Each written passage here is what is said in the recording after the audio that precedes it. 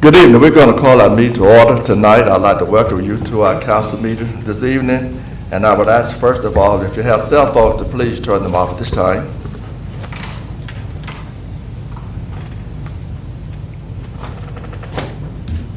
We would ask you to stand, please. We'll have pledge of allegiance by Councilmember Joyce and prayer by Councilmember Reed. I pledge allegiance to the flag of the United States of America and to the republic for which it stands, one nation, under God, indivisible, with liberty and justice for all. If you would like to pray with us, would you please remain standing? Dear God of us all, we thank you for this day, a day that you have made, a day that we shall all rejoice and be glad in. We thank you for the time and the present time that you set before us to make the best decisions based on the city of Madison. Amen. Amen.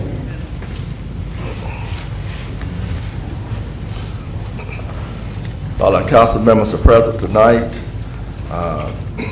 Approval of minutes of our previous meetings. Mr. Clerk sent the minutes out to us earlier. I hope you've had a chance to read over them.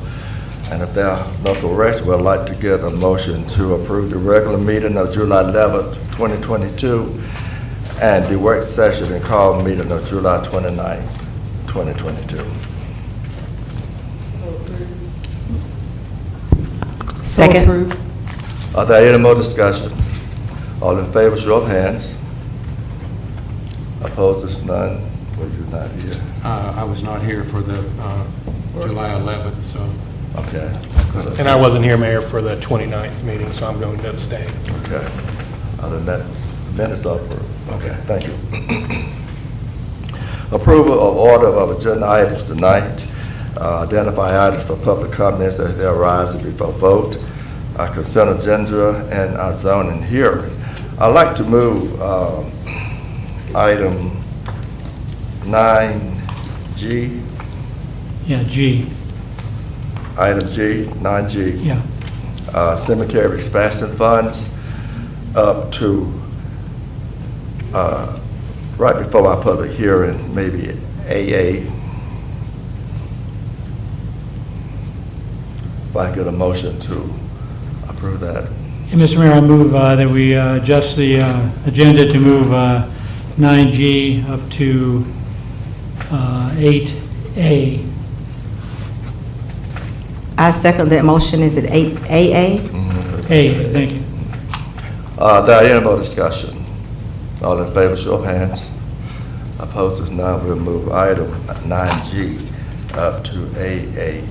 And at this time, cemetery expansion funds. I believe that we all heard about the cemetery in our work session last week. And I think all the council members were in agreement to approve the funds that the cemetery committee was asking for to be handed over to them. Anybody remember that conversation? Yes. Yes, sir. So if we can get a motion to approve that, our cemetery group and committee can continue to work on our cemetery expansion. And our committee members are here tonight. Former Mayor Bruce Gilbert, Lynn Treadwell, there's the other member here as well. We have two of our cemetery committee members here tonight. I so move, Mr. Mayor. I so move. Second. There are any more discussion? All of Monica.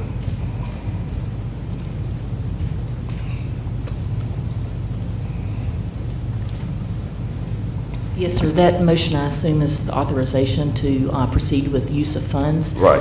But I will remind the council just briefly that that'll come back to you in the form of an actual ordinance amendment, and you'll need to vote on that also at that time if you prefer.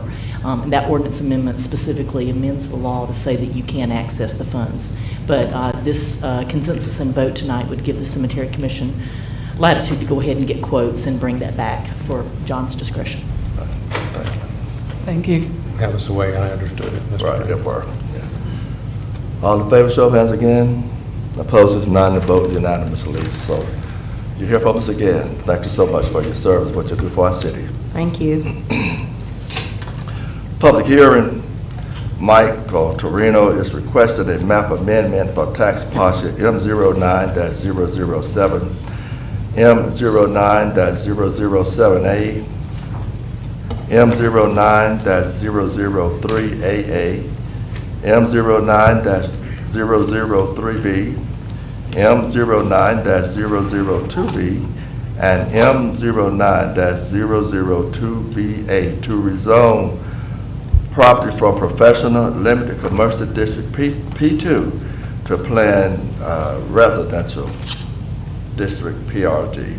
Mr. Mayor, may I? Sure. I need to recuse myself and leave the room as I work with the real estate company that is representing Mike Torino. And I think it might be a conflict of interest. And I think it's in the best interest of the discussions as we move forward. Thank you. You are excused. Thank you.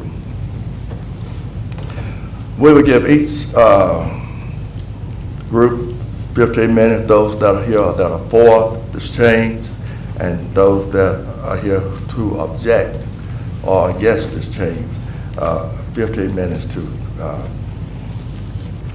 give us your comments. So at this time, our public hearing is open. Do we want to, we need to overview. Mr. Mayor, will let Bryce do his staff report? I'm sorry, Would that be Brian. okay? Yeah, go ahead. Manager? Sure.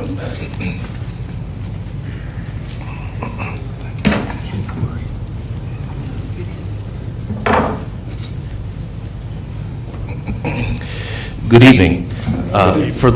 Make everyone's life easier from henceforth, instead of going through that wonderful parcel alphabet soup, if the attorney has no objection for the record, that we can go forward referring to this as the property, and any motions for that might make their life a little easier, sir? As long as people understand what you're talking about, that's fine. Yes, sir. Thank you. So, this is a request, as the mayor noted in his introduction, from P2, which is one of our professional districts, to PRD, Planned Residential District. The area is commonly referred to in the urban renewal plan as the West Washington Gateway. For the folks here in the public, the property is outlined in purple. It comprises of multiple properties or lots of record. This is owned currently by the Downtown Development Authority. The applicant has proposed this site plan, which is to have a 52-unit multifamily or attached dwelling residential building. It should be noted that the applicant intends on having parking under the building to save space. Next one here. This area is close to some of our key trail hub points for the trail plan, and I'll get to why this is relevant in a moment. This area has long been part of the effort by the mayor and council for over a decade now to improve and help out in areas of disinvestment. This area is part of a disinvestment. Monica and I've been mapping and tracking some of this data for quite a while. This is also incorporated, as mentioned, in the urban renewal area. And this proposal that you see, folks, before you is part of the urban renewal plan, URP, in case you want to be quick on that. It was also part of our RA, portion was in the RAS, and it's also in the Opportunity Zone, or the OZ here. Again, this is showing the urban renewal plan areas, referring to the green and the West Washington Gateway here. Couple of points here. As always, when we deal with a planned district, or any sort of planned unit development, we look at the pros and cons of the community, which will give them the flexibility to go forward. So, a few key points here. Let's start with the benefit to the community. They are willing to have a portion of the property be designated as a green space, passive green space, open to the public. This will also help feed into our various trail easements and such that we have going. It should be noted, this area fronting Bull Street and near West Washington Street is a key crossing potential for going across the stream there, railroads to the east. The city off and on has discussed perhaps a bridge, and they're willing to help contribute to possible improvements on Bull Street, pending approval and plans by the city, of course.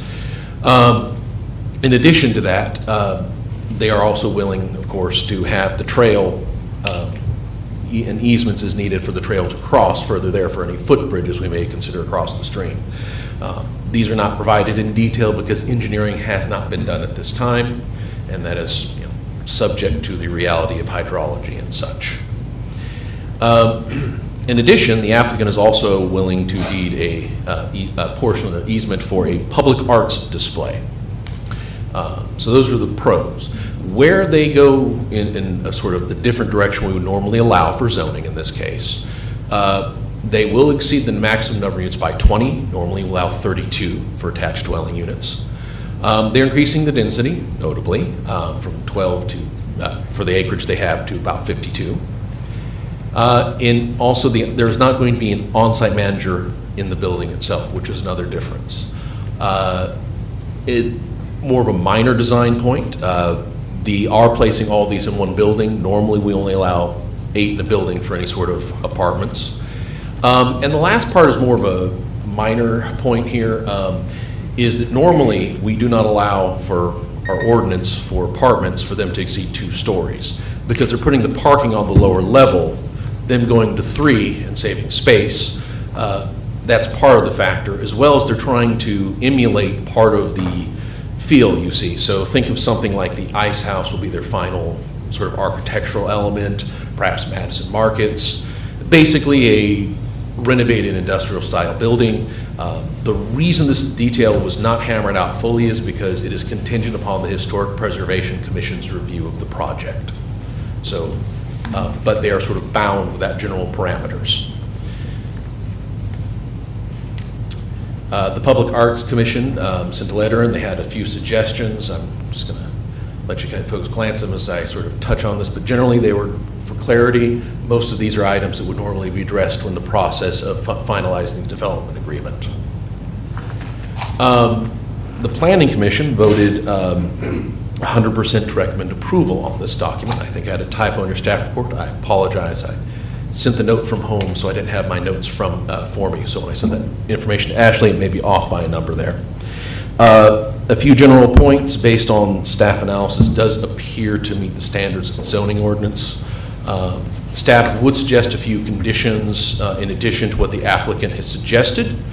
Very briefly, just to sum them up, they're basically a series of time frame requirements, step by step. If they don't finish it, it reverts back to the original P2. That's basically the key points there. The applicant has indicated these deadlines are actually less onerous than their current plan, so we're giving them wiggle room in case the economy decides to be the economy. So, any questions? Thank you, Bryce.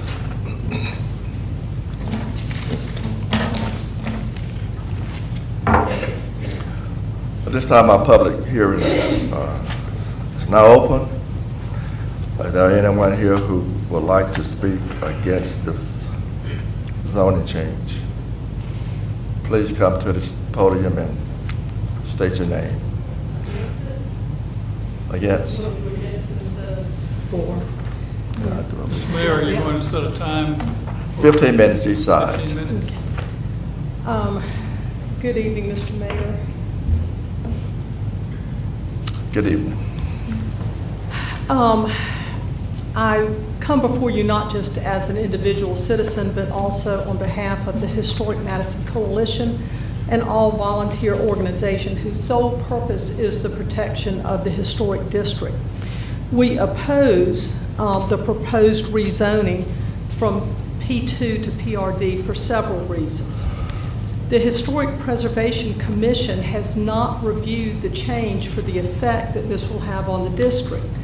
In the past, Madison's Historic Preservation Commission has conducted reviews of city-initiated projects early on in the project design regarding the proposed changes' effect on the historic district. This was the process that was utilized for the Walker Rose Lane project. HPC initially approved the concept with conditions, and then at a subsequent meeting, review the specific design structure. At the present time, HPC has conducted no review of the concept. That step should come before any zoning change. Then, at the time that a structure is designed, HPC should also review this as to the mass scale, architectural elements, etc., as usual. Setting aside HPC approval or review, I have to wonder, as I'm sure many members of the public do, what happened to the parking deck and why? That change in the plan, the change in the plan removing the parking deck would have a detrimental effect on the downtown parking availability, hindering rather than supporting the success of downtown businesses and facilities. Local small businesses work long and hard to cultivate their customer bases, and those customers are easy to lose. A lack of sufficient parking is a quick way to lose them. A document was posted briefly on the city's website just a few months ago, this calendar year, that showed the gateway parking deck that would provide 208 spaces. But the rezone is for the purpose of allowing an apartment complex with parking underneath. If the building goes 3 stories high, one can only wonder whether there will be anywhere near sufficient parking for the residents of the building, or whether those residents will end up taking up the very limited street parking. The rezone is also not supported by the city's own comprehensive plan with regard to the parking issue. The comp plan specifically lists as not desired elements in downtown a waiver or reduction of minimum parking requirements for residential, hospitality, and places of public assembly unless long-term parking arrangements exist in the downtown periphery. Changes the city made last summer, allowing the removal of parking requirements for event facilities downtown, exacerbated an already troublesome parking issue. Parking isn't required to be provided in the downtown commercial district by an event facilities whose primary operating hours are outside of the 9 a.m. to 5 p.m. Monday through Friday timeframe. That creates lots of problems for area restaurants and other businesses that operate beyond 5 p.m. downtown. The parking that was planned on the periphery, the deck, is now being taken away even though this zoning change was approved with the event facilities. This change also appears to conflict with the major thoroughfare plan regarding parking. That plan states that developments, and I quote here, utilizing minimal residential acreage in combination with non-standard street designs are experiencing more than occasional on-street parking because of inadequate off-street parking areas, creating both residential complaints and emergency vehicle concerns. Rezoning actions for higher density should address parking in order to prevent additional residential complaints and emergency vehicle concerns. That is straight from your major thoroughfare plan. The current application does the opposite. In fact, taking away downtown's much-needed parking and adding dense housing. A final point with regard to the rezone plan is the lack of any connection from Highway 83 to the cemetery. On your agenda tonight was the item related to the cemetery, and we all know cemetery expansion is needed. But a quick look at the map shows how easily access to the cemetery could be provided through this area, through the West Washington Gateway. Given the expansion of the cemetery, it's just unconscionable to think that we're going to funnel all of that traffic through the residential historic district. It was announced at the July 29th Mayor and Council meeting that there is considerably more T-SPLOST money coming in than was expected. I urge you again, I've been before you and begged for this on previous occasions, and I urge you again to commission a new major thoroughfare plan. The one you have is 15 years old. We need a plan that addresses today's existing conditions as well as the clearly foreseeable growth caused by Rivian and the over 1,600 acres adjacent to the cemeteries and gateway area that is ripe for development and that anyone can anticipate will be developed soon. Cut-through traffic is not desirable for the cemeteries or the historic district.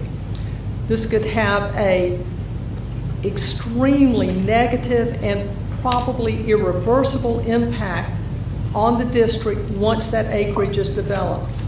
This traffic impact is potentially immense, whether the adjacent land is developed as housing, industrial, commercial, or a combination of these. Thus, the time to take a bird's eye view, a from the sky view, looking down at traffic patterns, which a new major thoroughfare plan would do, is now. So I urge you to use some of that T-SPLOST money to fund a new major thoroughfare plan, and in the meantime, to deny the rezoning request before you for the reasons that I've stated. Thank you. Thank you, ma'am. Is there anyone else here to speak against the zoning change?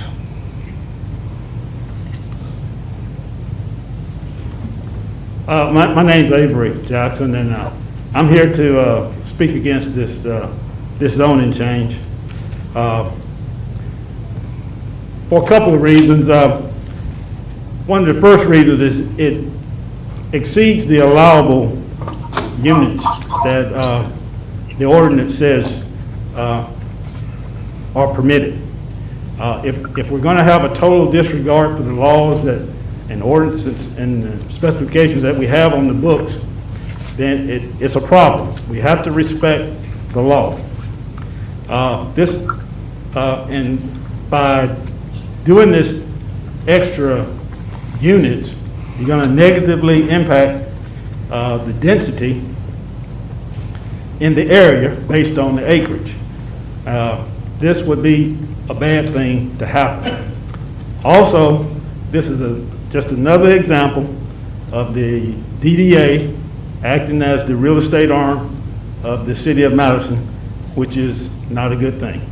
I ask you to deny this rezone request based on those reasons.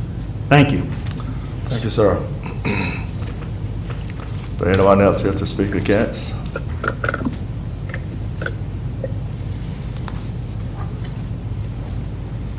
If not, is there anyone here to speak for this zoning change?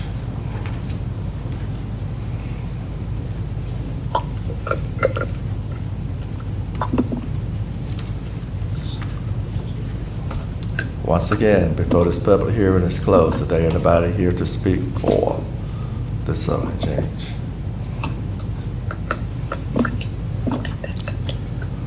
If not, it's back to our council to zone. The public hearing is closed, and it's back to our council members for final remarks and a vote. Mr. Mayor, if I may Yes. ask staff, either Bryce or Monica, I guess Bryce, on a few questions on this. Yes, sir. If the HPC hasn't reviewed it up front, will they still be required to approve the Yes, sir. building? If this approval, part of the concept plan and everything else of that nature, it's an approximate footprint.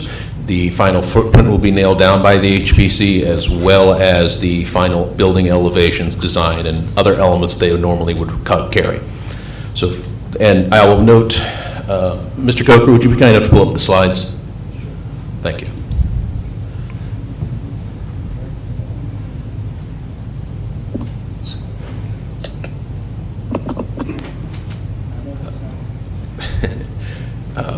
Actually, I'll go ahead and, well, when we get to that moment, but I'm just going to remind, one of the conditions was they had to get a COA within, I'm going to check my notes here, a certificate of appropriateness within 2 years of approval, and they have to have their development agreement signed 12 months before that. So any final questions regarding easements or other thing of that nature get addressed 1 year from now, or it reverts, and if they don't get the COA paperwork approved within the 2-year mark, they're back to P2, and if someone wants to do something different, they may have to come before you folks. So to Rick's point, is it accurate to say that whatever we may do tonight to approve this, this project would not eliminate in any way the need to go before this, the HPC and give a certificate of appropriateness? It is an absolute requirement for them to do so, sir.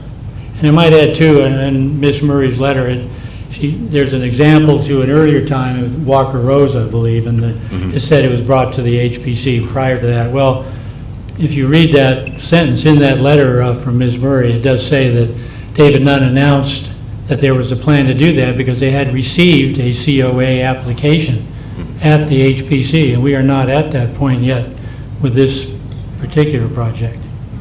Now, I may be splitting hairs there, but anyway. Also, Bryce, can you speak to the parking and what the requirements will be? Certainly. Let's get back to the site plan here. A few things. One, by law, they have not asked for an exemption to the parking requirements for those number of units. I'm going to go for my mental check. When I wrote it down, I believe it's about 77 spaces required, if I believe, 1.5 spaces per unit. Don't quote my memory on that when I did the count. But the point is, all parking will have to be provided on site. So they have no option on that. They have not asked for a change to that. And all residential units that are built downtown, going forward since 14, I think, 13, anyway, have to have parking somewhere on site or within a certain distance. So in this case, the residential parking itself should be, again, they're being very atypical. They're putting it under on the ground floor. That's different. I'll grant them that, but that's the case. Mr. Mayor, may I? So will there be any extra parking besides just the ones that we're going to have for the apartment complex?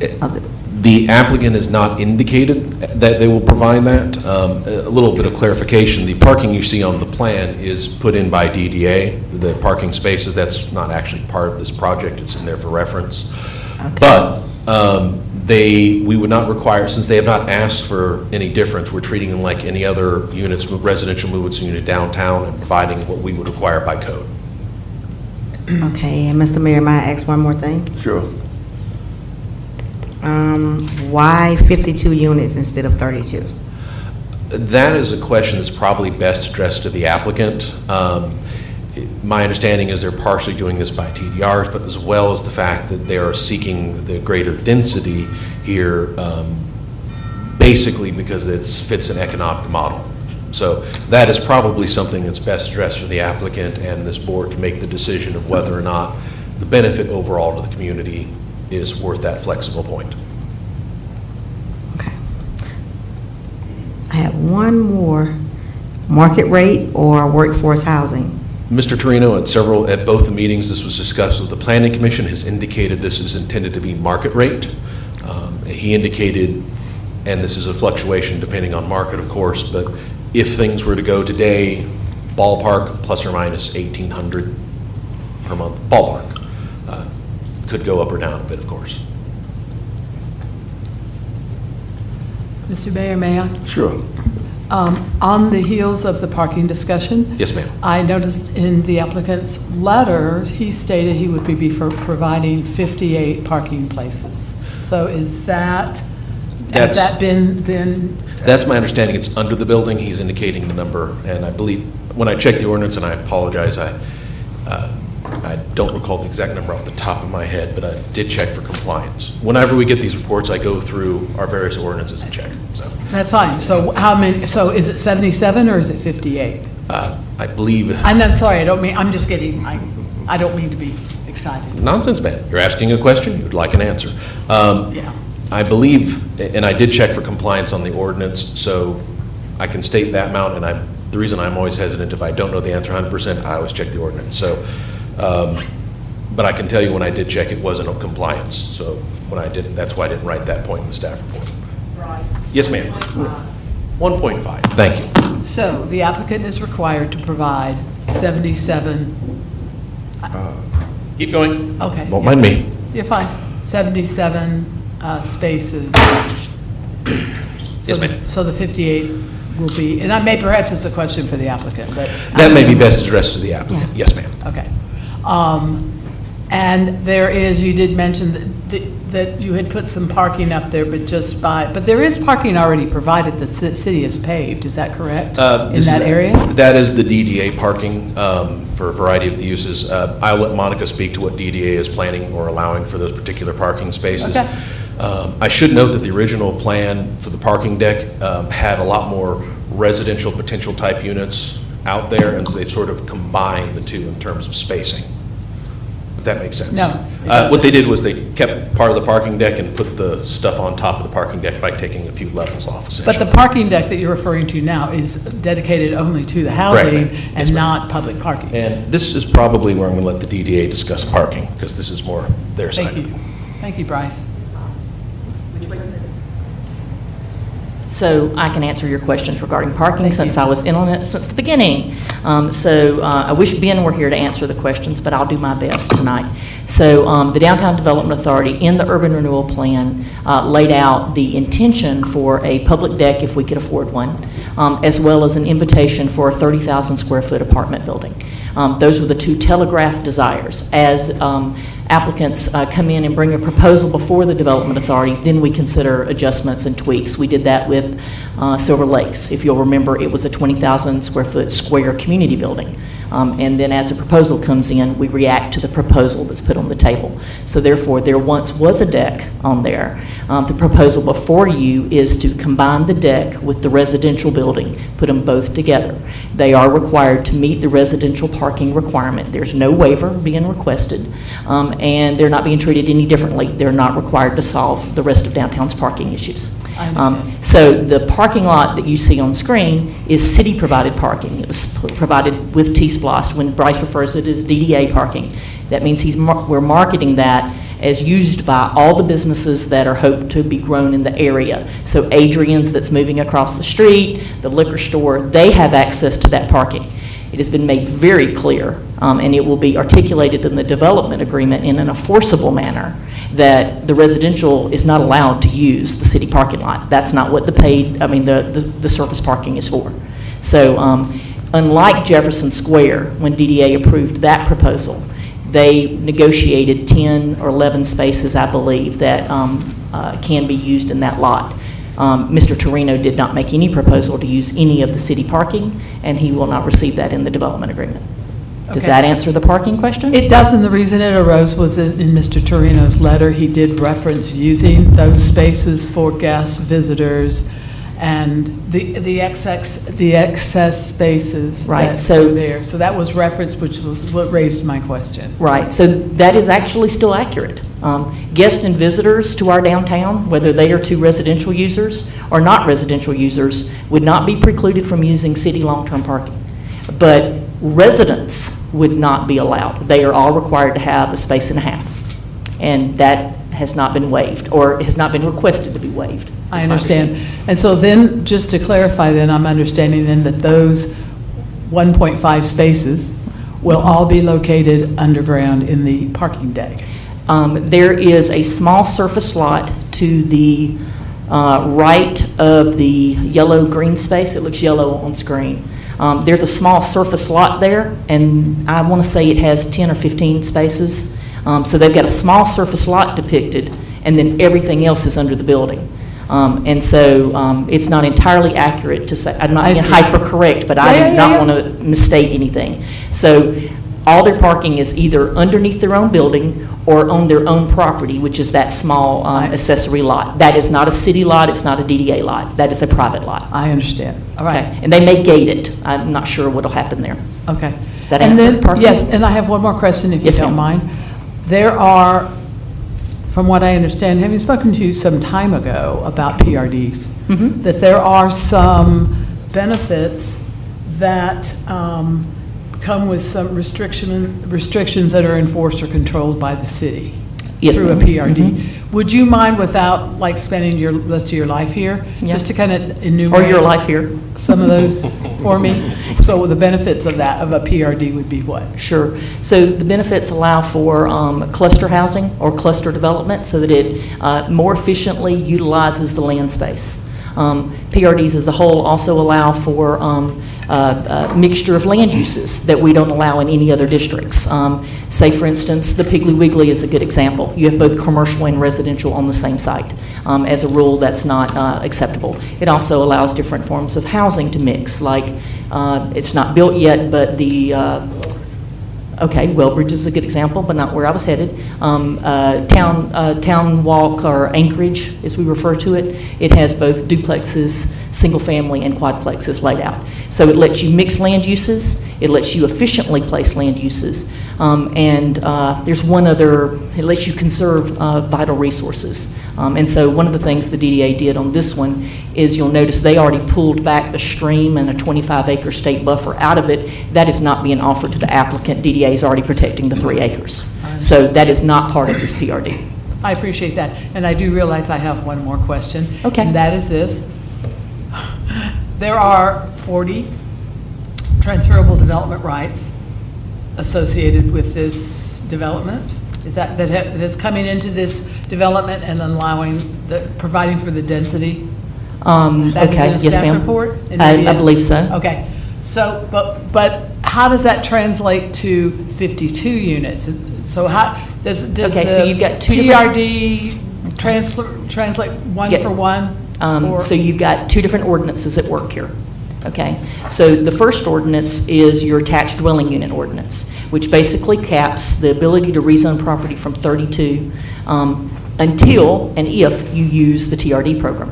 So it's 32 attached, and so Mr. Torino has requested to go from 32 to 52. So there's a 20 rezone that he's asking for in his PRD. Under the transfer development rights ordinance, the development rights are set by the zone that was established when we established the ordinance. So R1 zoning yields 1 unit per acre. R2 zoning yields 2 units per acre. R4 yields 4 units per acre. So that is from the area that you're sending it from. So when you protect R4 from 4 units per acre, we're not getting extra units in the city. They're being moved from this acreage over to this acreage. So you're protecting that. The location of that is controlled through a public hearing process. And so the gap there is what it is currently zoned as P2. So therefore, P2 is 4 units per acre. And they have roughly about 2.5. So the gap between what would be allowed under the PRD, what tells us how many TDRs they need, is the base zoning up to the rezoning request. And so that determines the number of TDR issues. The density change is a jump here, but the use of TDRs is determined by the base zoning versus the long-term plan zoning. Perfect. Does that help? That does help. Okay. And so That's why you have 2 different numbers at work, because you're I using 2 different ordinances. So the bottom line then is, are we meeting the full density with those 40 TDRs, or are we kind of lending a little bit more density to this project? You're lending more density to the site. You're neutral on density in this city. Okay, Does that help? maybe. This is the same as, let me give an example. So Silver Lakes, it was a 3-acre tract. Its zoning was also P2, I think. R4? Okay. No, it was not. It had 12 units at least, and they wanted to go to 44. So their gap was the TDR units. So those 32 protected 7 or 15 acres somewhere else. And again, that went to a PRD proposal. So again, you're looking at base density up to, the council could consider up to 16 units per acre. We would never recommend that. But Okay. you could consider that. But I guess what I'm hearing you say is the gap that we're looking at in density is completely picked up by the 40 transferable development rights. You're extinguishing those development rights elsewhere. So somewhere else is not going to get that density anymore. I understand that. Okay, I missed the question then. Okay, but I'm saying there's a density gap on this application, that the TDRs, what we're doing is bringing the density to this place. Yes, So ma'am. are they meeting that gap with this amount of, with these 40 They are. TDRs? Okay. Because before we had the TDR ordinance, people would just ask for density on the site and we would upzone. No, I'm. So I they just are wanted to fully know meeting that. Okay, that's fine. Thank you. sorry if I missed Thank you, it. I know, and I I tried my best. apologize to those of you who had to endure this, but thank you. Any other questions? Are there any more Rick? questions for Bryce? Thanks, Bryce. It's now back to this council for a vote. Sure. Eric, I'm sorry. Just a very quick Excuse one. me. Yep, you got to Quick do question on comments in process. favor. Did you do Excuse me, comments? someone Yes. is trying to call in. Okay, who are we speaking with? It's Carol Winslow, I believe. Carol Winslow? How many minutes they have left, you know? I'm not sure. I can't hear you on the GoToMeeting app, but someone is trying to call in, and the phone number isn't working for him to join the meeting. Can you provide the better phone number so that he can speak? Ken, you have that phone number? I'll have to get the phone out.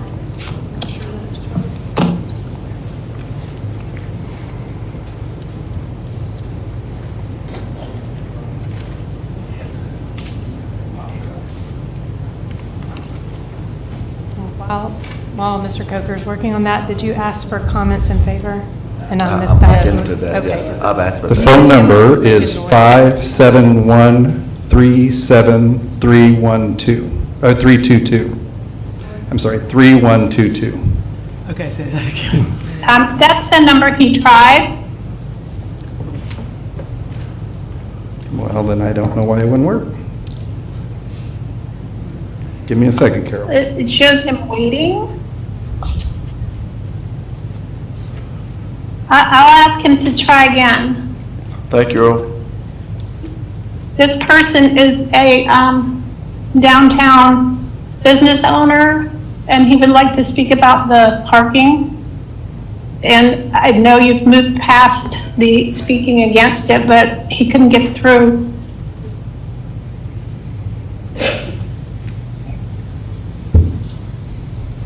How much time was left on There was about 9 the minutes. public hearing? It was closed. Yeah, the public hearing is closed. Question I is, understand you that. wanna reopen Tried to it get for the through, and your phone number that we were given didn't work. Did he try to I call, would like for him to be able to speak. did he try to call during the public hearing when it was against? Or did he wait till that was over?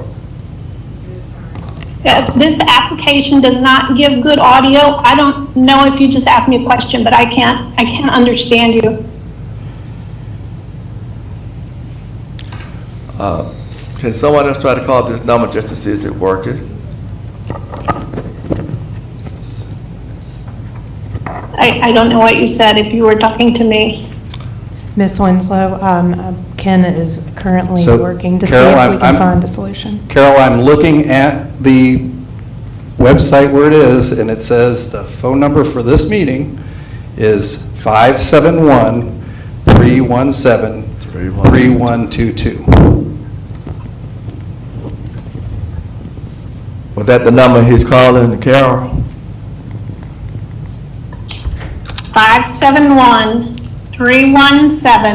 571-317-3122 is the number he tried.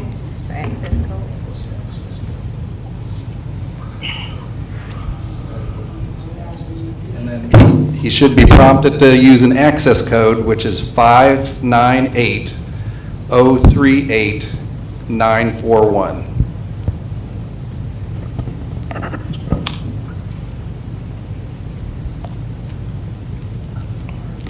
Is he listening, Carol? I'm trying to get in touch with him to see if he got a request for an access code. And I know I'm holding y'all up. Until he answers or the phone rings or it starts to work or whatever, I would just say, I hope that you will maybe consider tabling this so that the actual merchants could find out about what's going on and speak about it and let you know they're ongoing. Well, there's a caller one on, so let's let caller one. Oh, that's you.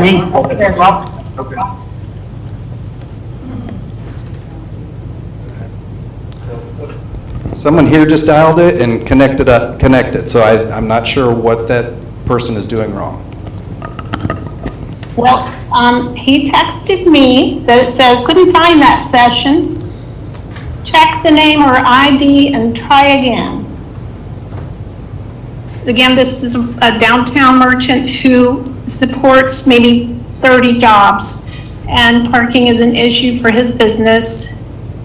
And I would love it if you could hear from him. I worked downtown. I know how easy it is to lose customers if they can't get around easily like they're used to in Madison. And it's very hard to cultivate a lot of people so that you can employ all those people and have a business running. I'm sorry he can't get through, and I just urge you to consider the merchants. Are you still there, Carol? Yeah. Did he come to? Yes, I was talking. Did he come to the HPC meeting, public hearing last week? The planning and zoning, did he come to that meeting last week? So what now? She said she couldn't hear. Did he come to the planning and zoning meeting last Thursday? I do not think that he did. I don't know that he was aware of it. It was open to the public and it was advertised. And Carol, I can't this is Eric understand. Joyce. With all due respect, we have probably 50 citizens here in the room today to table this for the benefit of one who seems to be struggling with the technology. Seems patently unfair to the 50 people who are here in this room as I speak. I agree. Thank you. We're not going to open it. It's back to our council for a decision. Either for or against. Do you want to take motions, or can we discuss it We need a first? motion or- and a second before we go into discussion. Can I get a motion?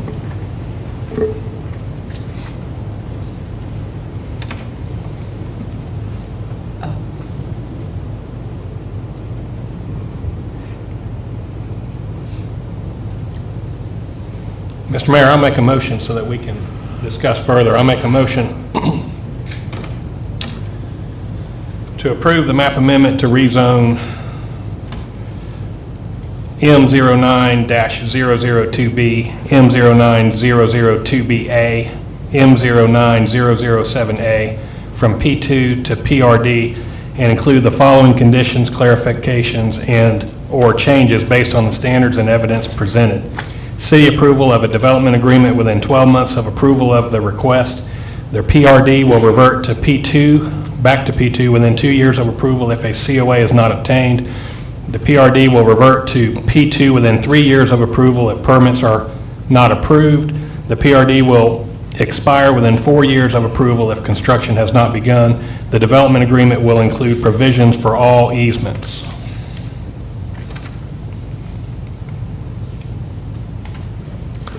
I have a motion on the table. Is there a second?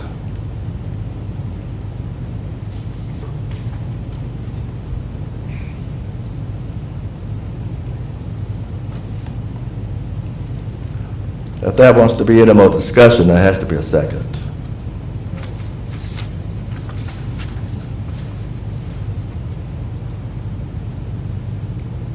Failing a second, Mr. Mayor, I would move to deny the application as presented for the same zoning lots that my colleague just cited.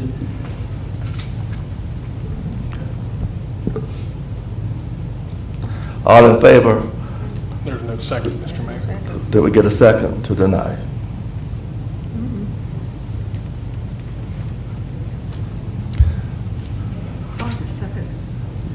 You second? No, I mean, it's hard to put a second on it that I don't support it. We could make another motion to deny and then have a second. That was the one I believe that's the one on the table, is my motion to deny. Did the first one to approve fail from a lack of a second? Right, so you moved Okay, to so I have the deny. motion to deny. Second. Okay, if I may make a couple of comments that kind of bothered me about this particular project. The density is certainly one of them. We seem to be breaking so many of the protocols we've set in place and the criteria we've set in place for zoning. We're talking about 3 stories above maybe 2 stories of parking. We're talking about 2.5 acres and 52 units in just 2.5 acres. And it's really tight. The whole parking thing, I mean, it's really, it seems to be problematic. Mr. Torino's letter to Bryce, I believe, actually to Councilmember Wagenhauser's point, it does say 58 parking places, and they would share the surface parking. I mean, share the surface parking, well, you'd be sharing it with the new businesses that we have helped put right next to that, not to mention events that might be happening at the downtown park. So the parking just doesn't really meet it. I don't know why we are waiving the 1.5 per unit rule that we had, is my feeling. In addition, I'm also concerned too, some of the points were brought up earlier about the road, Bull Street to the cemetery. If the map that was up earlier, I know there's yet to be the development agreement, which, at any rate, but it's that, it said the road, there's wording in the report that we got that there would be a connectivity to the cemetery either by road or trail. That means you could put a trail and meet that obligation. I don't think putting a trail in the place of a Bull Street connector to the cemetery is anything I envisioned, and I tend to agree with the comments that we need to have a connectivity to Highway 83 coming out of the cemetery. Those are just 3 of the main things, but it's so dense, it's so compact for that very small area. It seems like we're breaking so many of the rules that we put into place to protect our zoning and through that tool, protect all of our citizens here. Those are kind of some of my arguments against this. May I? Yes. I feel like lately, in the last few years, we've had a lot of apartment townhomes in the works that we do now and already worked, or some have already been worked on in the past couple of years. While I appreciate the efforts of the DDA to develop the West Washington Gateway, I'm concerned about slapping a market rate apartment complex in the mix. And I am specifically addressing this market rate development that is not serving the needs of the broader community. So there's a little difference. Mr. Torino, you do stand-up work. I'm happy that you have been a part of our community and that you have created, you do a great job. Unfortunately, I feel like here that it just really won't work. In the staff report, the benefits to developer include a whole lot of exceed the maximum number of units in attached dwelling by 20, increase the density from 12 units to 52 for the acreage. By placing the units in one building, the proposal exceeds the limit of 8 units per building, and while final elevations are contingent upon HPC approval, it still exceeds the 2-story limit. Beyond that, a few things that bother me is going to 52 to 48 because it's economic. I totally get that, but are we going to bend over and say allow more density to help it be economically feasible for an individual? For me, the bottom line is not only are we losing the parking deck, and I do understand those 2 were telegraphed out there in the apartment complex is what was showed up. Maybe we can hold out for the parking deck. But now, not only we have this unit to look at, but now we're losing the few public parking spaces in that space. The other point is that the developer has asked for an increase of 4 units. My question is it the council's responsibility to ensure that developers make money or ensure that the limits of acreage to units, even with TDRs, are respected? So, and again, I think you do good work in this community. I'm just afraid. It's inappropriate to address. I apologize. Thank you for letting me know. Yeah. Here. Thank you. The time for support It's has over. ceased. So the discussion is all here. And I'm just saying Okay. from a legal standpoint, asking or exchanging information with anybody else out there. Point of order. When there's a motion. Can I request to be withdrawn at this moment? Yes. I was going to ask about that because I believe if this were to be denied, Mr. Torino. He has the right to withdraw before the vote. Yeah. That's what I'll do. So you're withdrawing your Yes. application, okay. Thank you. Thank you, sir. No vote is needed.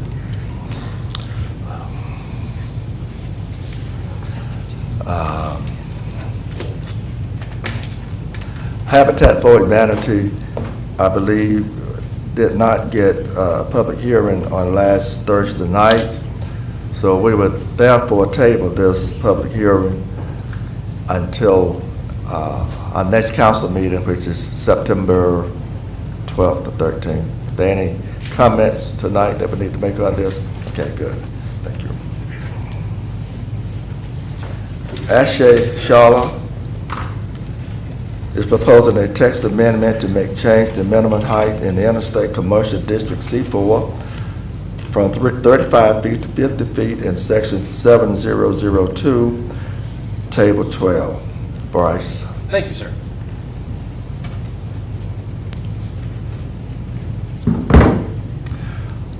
Can we get Ed to come back in? Oh, yes. I think we're okay. No, I'm kidding.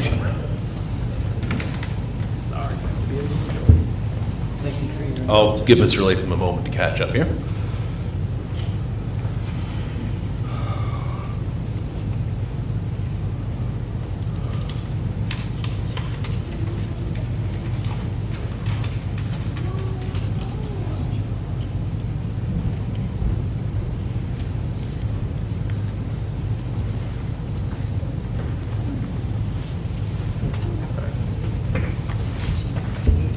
May I proceed, sir? Yes, sir, go ahead, Bryce.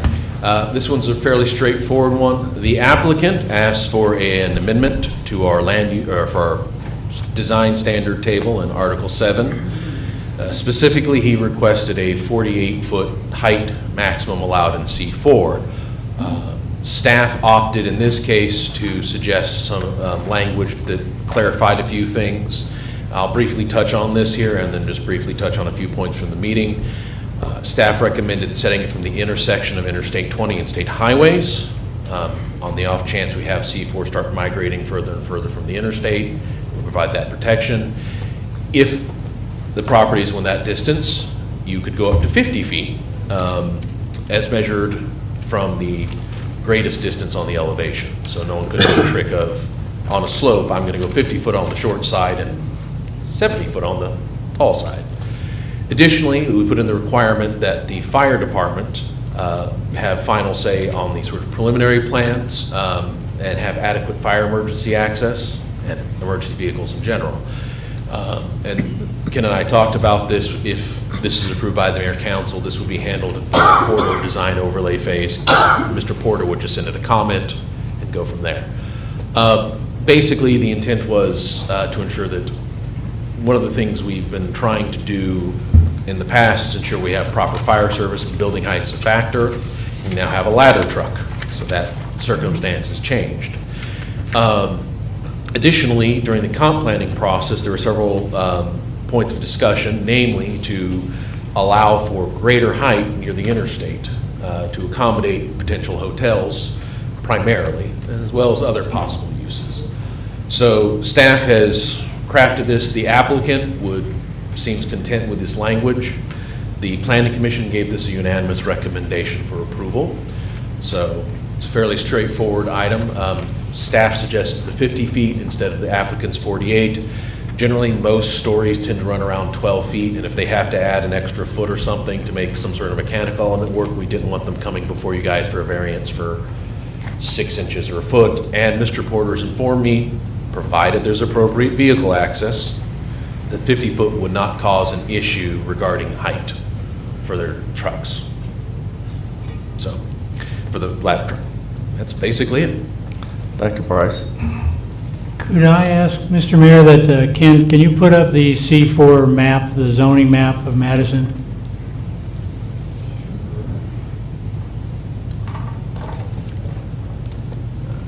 I'm not necessarily for or against this, but I thought it was important that everyone see exactly Certainly. where we're talking about, because I believe it could put a hotel as far up the corridor as, I think, pretty much near where that auto dealer, Countryside is. Fairly close. Very close to that, and as long as we all know that. Because this does apply to the entire zone, and not just this one applicant.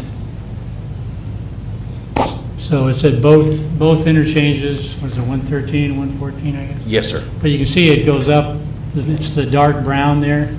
Goes most of the way up on that side. It goes quite a ways up on that, I guess, is that pretty much close to the drugstore that closed on the corner? No, it's below that, sir. Below The that. drugstore is C3 also would not be eligible if someone would develop that site. And again, the applicant only asked about C4, so staff felt that was a pretty good limitation. And again, if someone does build a taller structure, it's likely going to be intended to serve a large flow of traffic. Hotels being your classic example, but someone might put a small visitor convention type center down there if they want to go for a taller building. I'm not trying to cut options out for folks, that's a little too specific, but it does fit the C4 of serving larger flow of individuals and groups.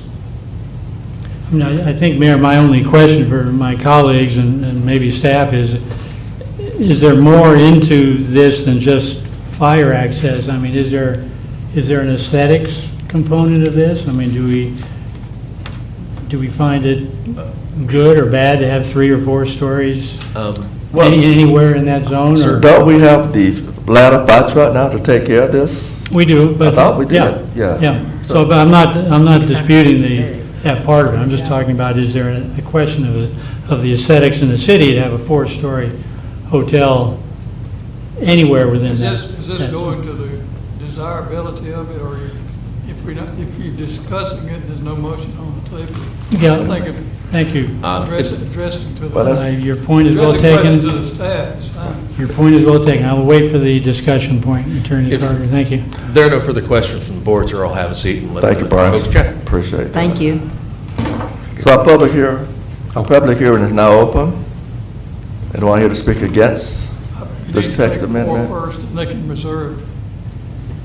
If there's anyone to speak for it, Right, 15 minutes per side. right, then they can, whoever speaks for it can reserve time for rebuttal. Right, whoever speaks for or against? For. Joe?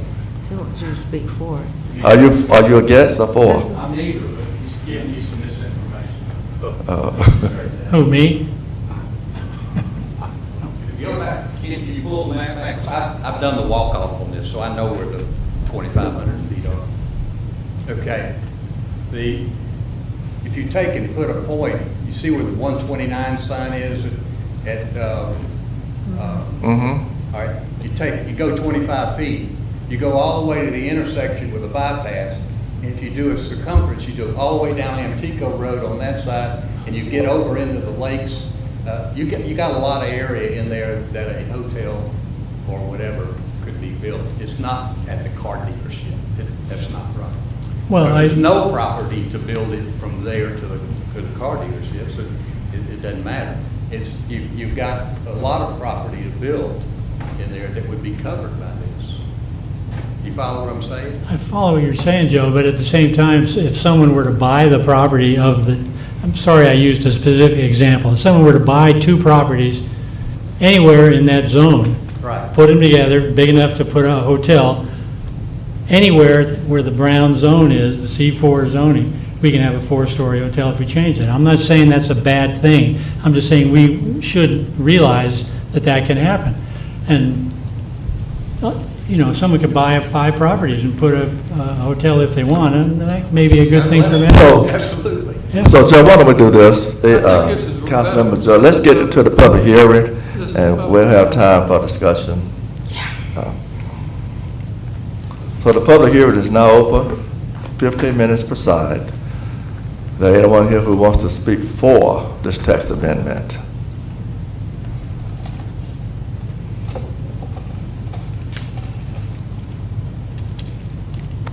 Anyone here who wants to speak against this text amendment?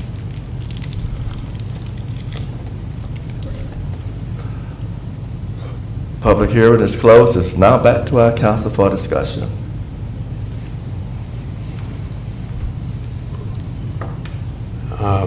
Mr. Mayor, may I? Yes, sir.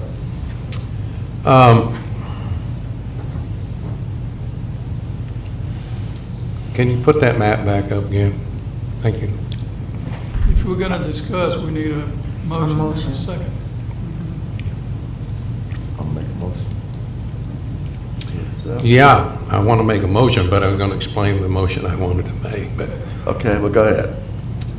Mr. Mayor, I would like to table this and have planning go back and reevaluate hotels on the bypass, on the south side of the bypass, out where the new Sheriff's Association is going to be, out by the hospital.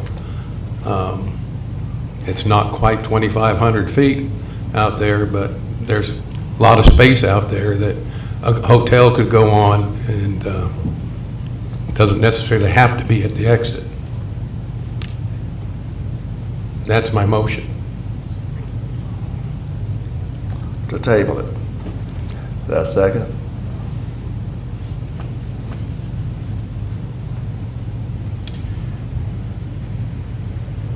Mr. Mayor, for the purpose of further discussion, I'll second his motion. Okay. Now, that, any more discussion? I have a question, Mr. Mayor, Sure. and for staff, is there an urgency from the applicant? Is anything pending, or do you have a sense of that? The applicant is, and generally I'm going to go to the usual preface. We all understand we're talking generally, but in terms of the applicant's timelines, he has not started the corridor process. If I'm not mistaken, Mr. Coker, correct me if I'm wrong. Thank you. And as such, even if he did, he'd still have a couple of weeks advertisement for that to make their deadlines.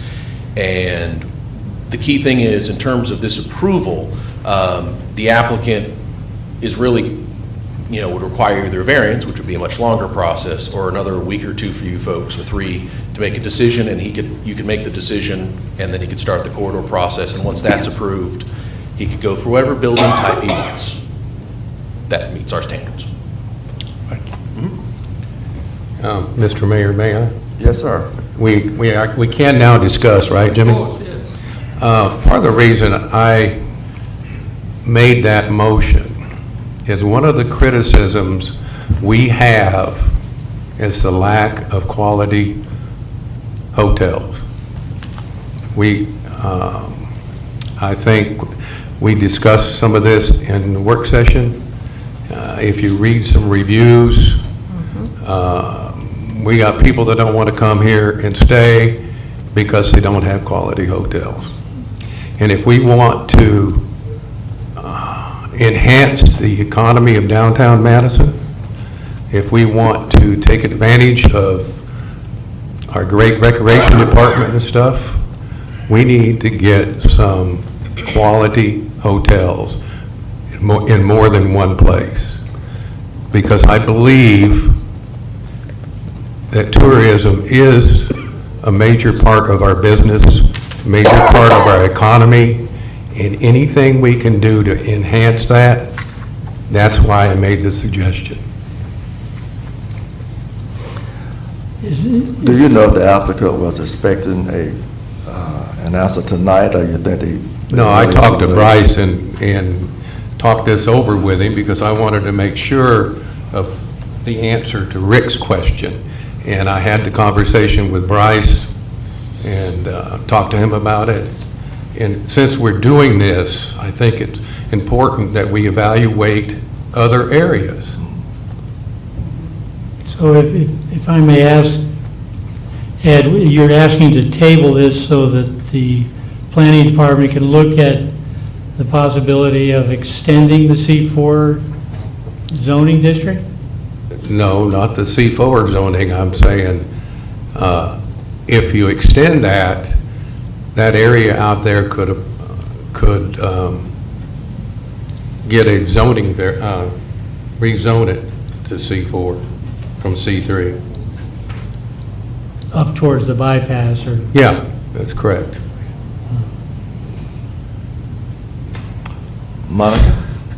Yes, sir. I thought I might answer Mr. Joyce's question that he asked earlier, and I might clarify something I just heard Ed say, if I might. The first is, this is an applicant-originated zoning request, so they're asking to serve their purpose. So what I hear Ed saying is, do we need to look at it from a city perspective and see if there's a larger area we need to evaluate? We are already getting requests to consider hotels on the bypass. So I'm letting you know that, not to say that y'all should vote in favor or against Ed's recommendation, just to let you know that we're starting to hear those noises. The reason the request is coming forward, we believe, is what we heard during comp planning. We heard from the CVB, we heard from the Chamber of Commerce, that as new hotels are coming in, and as hotels tear down and rebuild, they can't get a flagship like the Marriott or any of the other ones that are in that class of business traveler unless they can go 4 stories. So that's why Madison is receiving the request. That is not a recommendation from staff to change the scale of our community. So we are seeing this request coming in. I don't think it is because they're trying to necessarily address the aesthetics. We've capped our hotels at 3. We have one downtown hotel that is actually 4 stories in the back, but 3 in the front. Somebody working with grade can do 4 now. But this request specifically for this site is a fairly flat site, and they're looking at 4 from the ground up because they're looking for that flagship. So the applicants should, when they come forward, should speak to that specifically, but we believe that's what's occurring because of what we heard during comp planning, and I hope that answers Eric's question. Ed, one of the things I would suggest is that what you said was a rezone. We would discourage rezoning the zone, because that's for the underlying land uses. If the council wanted to consider a broader area, you would either do parcel size or say also in the C3 zone in this specific area, or you could do an overlay of the bypass if you wanted to. But we wouldn't encourage a change in the base layer of zoning. We would encourage the council to look toward the more limited opening of the door instead of just saying, I mean, you could say all C4 areas, all C3 areas, but C3 would take it all the way into Napa, and that would be of concern in terms of scale. Yes. Does that answer the question? Yeah, you Or briefed me clarified on. yours You and answered Eric's clarified question. what you briefed me on. Okay, well, that's Thank what you. we're hearing, so. Yeah. Well, after hearing that, do you see any benefit in not deciding this issue for C4 now? I mean, it's not really related to what would be happening on the bypass or whatever. Well, I think we should address it at one time. That's what I'm saying. I Okay. mean, if we don't address it now, we're going to be coming back here again later to try to address it. And I don't like spending a lot of time. Like, I'm sorry. I think it's been studied enough. I think we have enough information, and I just think that if the staff can figure that out, this is something we need to address and take care of. And I guess the applicant is probably looking for an answer tonight. Mr. Mayor, may I? So they can move forward. Yes. Yes, Councilmember. That's exactly what I was thinking is, why are we tabling this for this one person to try to clarify the entire area? I think we should make a decision tonight on this, what we have in front of us. And if someone comes back and wants to change another area, then we'll do it at that time.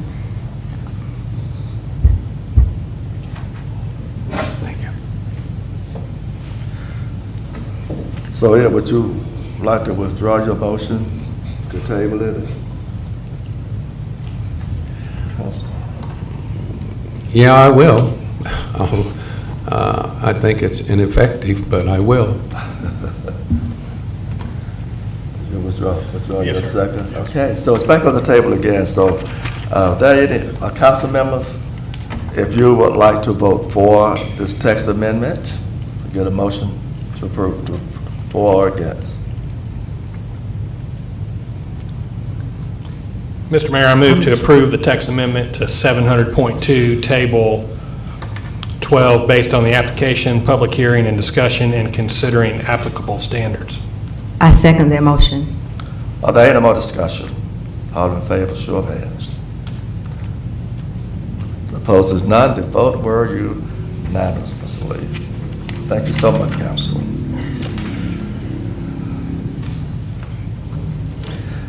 Public hearing. Greg Bayard is requesting a rezone from Estate Residential Arbor to Planned Residential District, PRD.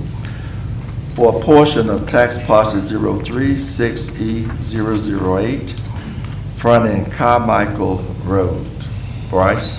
Thank you, sir.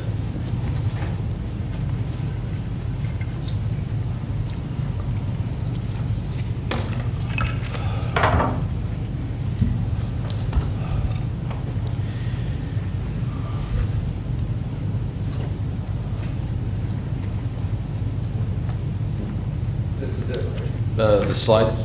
You gave me a PDF for this one. Well, I apologize.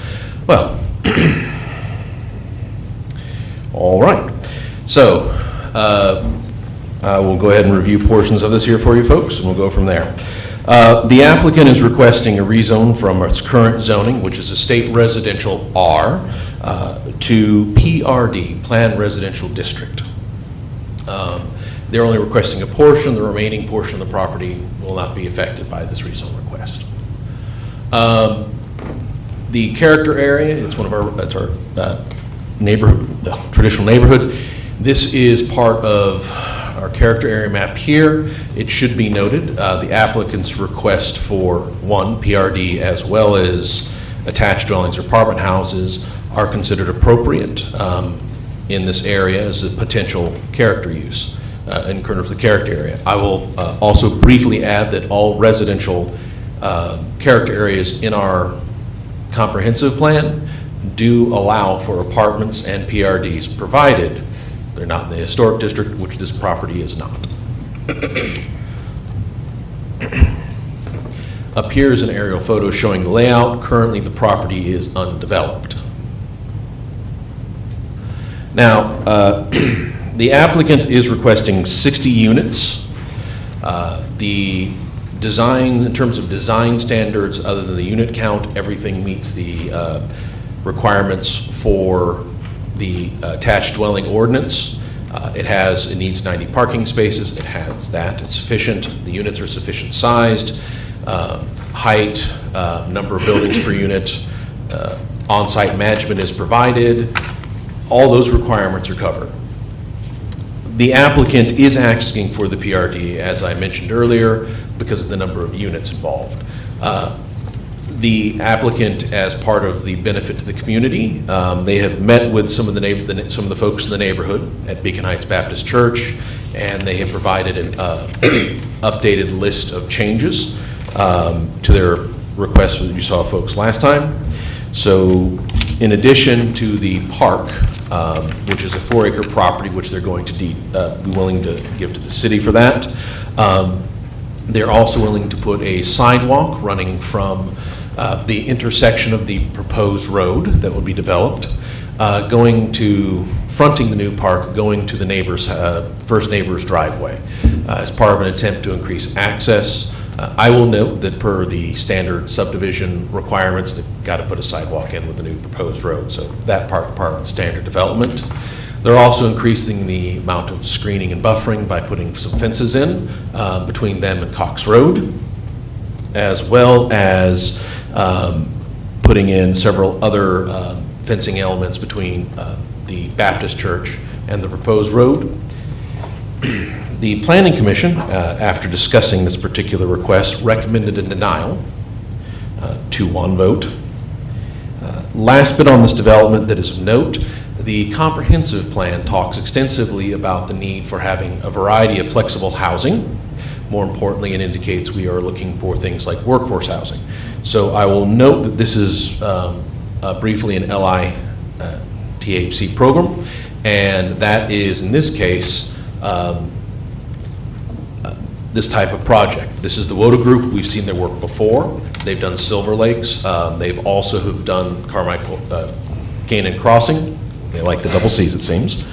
And that has been, should be opening, the second one should be opening up soon. They're just trying to get the last couple of parts they need for their fire system, the fun of the modern supply chain. So, that said, the applicant can explain some more of the process and fee structures on the LITHP program. So, if there are no questions,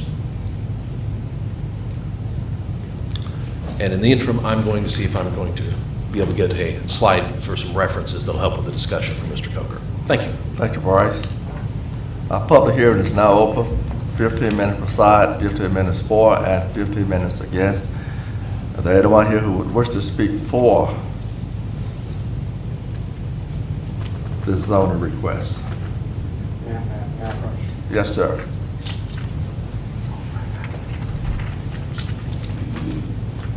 Yeah, good evening, Mayor and Council. My name is Denny Blackburn. I'm a Senior Vice President with Woda Cooper Companies, and I live in Savannah, Georgia. I'll be very brief in my introductory remarks. If you allow me to, and I'll be available to respond to questions that the community may have later on this evening. Since we last met, what we did do is we did have a meeting with the community on June 19th that was organized. I think Mr. Bryce mentioned that. That was organized by Ms. Jennifer Pennington, and a lot of people from the neighborhood did come. We listened to some of the concerns that they did have, and I think that Mr. Bryce has referred to some of those changes. I think one of the main one I'd like to share with you is we looked at the overall of the site plan, and we moved the whole site plan down to that sort of southwest corner. If you could sort of, I think you've seen the plan, the map, the concept plan we have. We've moved everything down to that corner, and we've also taken the community room and a whole sidewalk and playground that was up closer to the residences on Cox Road, and we brought that right back down towards the entrance of the property, away from any single-family homes up by Cox Road. We also organized a third-party traffic impact analysis by Kimley Horn, and I believe that has been included in the package that has been submitted to you for tonight. Also, we did have a third-party market study that was performed, and that did disclose that there's a huge need. I'm not going to disclose anything that is not you're not aware of, but there's a huge need for such workforce housing, such as the program that we work with, that we're in the process of finishing at Canaan Crossing and have done for Silver Lake. So there's a huge demand for this type of workforce housing for the community in Madison. We are building townhomes in this particular location. It's not so it's two-story will be the maximum. I think as Mr. Bryce said, the maximum amount of townhomes together in one building will be 8. There'll be units of 8 and units of 6 spread out through this community. And I would like to say one extra thing on the actual comprehensive plan.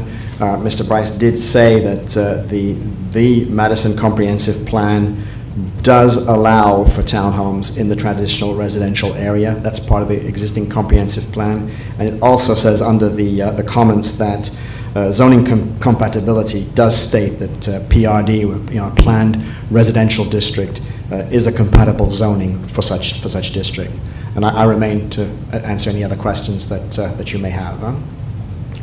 Thank you, Mr. Blackman. Thank you. Is there anyone else here who wishes to speak for?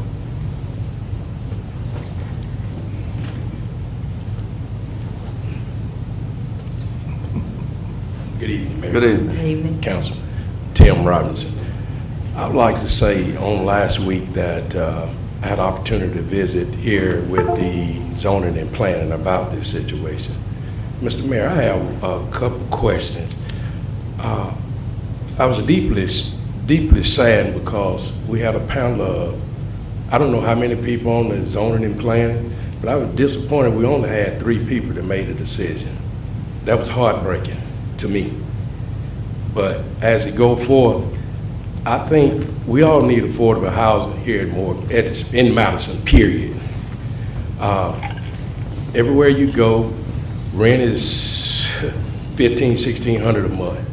I mean, the prices that I've seen in the bulletin as working with Monica on closely, I don't see a problem with it. I know a lot of people have complex issue about the traffic, it's in my backyard, but where can we go? A lot of people are leaving Madison, Morgan County taking money somewhere else, Covington, DeKalb. And so that way we can keep that money in the city of Madison for our property taxes to do whatever we need to do at a sufficient time. And we talking about traffic, they were complaining about traffic over there. Well, we got more traffic downtown Madison. We don't have no traffic's everywhere. We just have to be patient and abide by. I understand a lot of people might be against it. A lot of people want to see development. And I made a statement last week, and I'm going to say it again. All of us weren't born with a silver platinum spoon in our mouth. We work by the sweat of our brow to achieve what we need to have. No, it won't be an Archer Grove, and that was one of the big concerning issues as well. If we do the right thing by our children as they growing up, spare the rod, you spoil a child, we won't have that problem everywhere. We won't. It starts at home. Charity begins at home. If we can get home started, when they get in the public and get grown, they should be able to walk right and live right in the city. Then we won't have all those complaints that everybody's discussing. If y'all approve this, it's fine with me. If y'all decide not to, I just have to bite the bullet.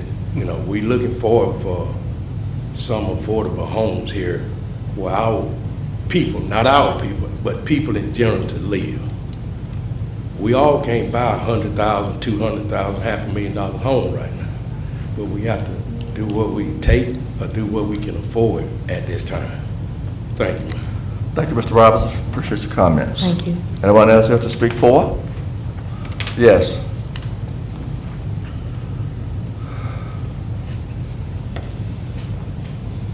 Thank you. I'm Joan Simon, and my sister and I have lived at Silver Lake since 2016. And I would just like to say that as a resident here in Madison, I appreciate the the rent that is there, because I know my sister and I, we could not afford a 2-bedroom apartment anywhere, I would say in the entire United States, for what we are paying there at Silver Lakes. It's a blessing to us, and it's a blessing to be free of any maintenance for ourselves. And the management there is simply great. And anytime that we have had an issue, we have always gotten the help that we needed. So at our age and in our income bracket that we are in, it's a blessing for all the residents there. So I'm very happy to hear that there's possibility or there's plans in the making for others to share in having affordable housing, because it's just a good feeling, and it's a lot of people that are in need in this hour. So thank you for your consideration. Thank you, Ms. Simmons. Appreciate your comments. Anyone else have to speak for? If not, is there anyone here to speak against? Yes, sir.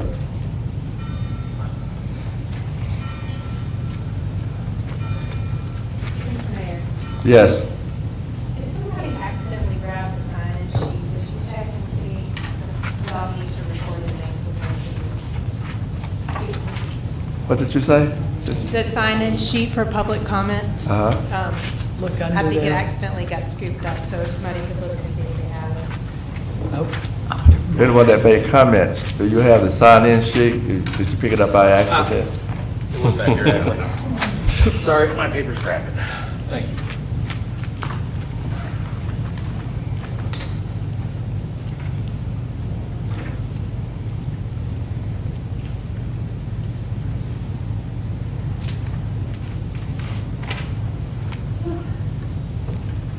I'm Jay Moss, and I'm here to speak for some Cox Road and Carmichael Road property owners and residents. I'm in the real estate business and been a consultant in the real estate business for the last 27-plus years, and I'm going to take the opportunity to kind of go over the project as we understand it, and then kind of line item our concerns. Basically, it's 60 housing units is what they're looking to add, which is 8 one-bedroom units, 32 two-bedroom units, and 23 bedroom units, which adds to 132 beds. That's a big project, 60 units. If I can I approach you guys and give you a little map I want to kind of.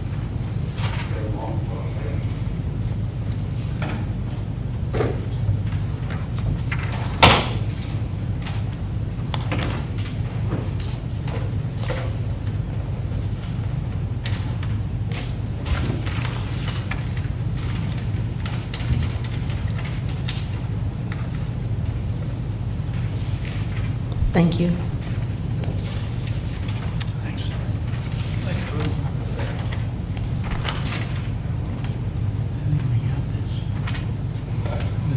Basically, the neighborhood we're talking about is bounded to the west by 441, to the south by the bypass, and to the east by Carmichael Road. This area is roughly 335 acres. Currently, there are 57 homes in this area, 57 housing units. We're talking about adding 60 more housing units on an 11-acre tract. The entire tract is 15 acres. However, the developers proposed giving 4 acres as a city park, which leaves us with 11 acres. And this is critical because, once again, just like we've already discussed here tonight, we're going against the current zoning regulations that we have on the books.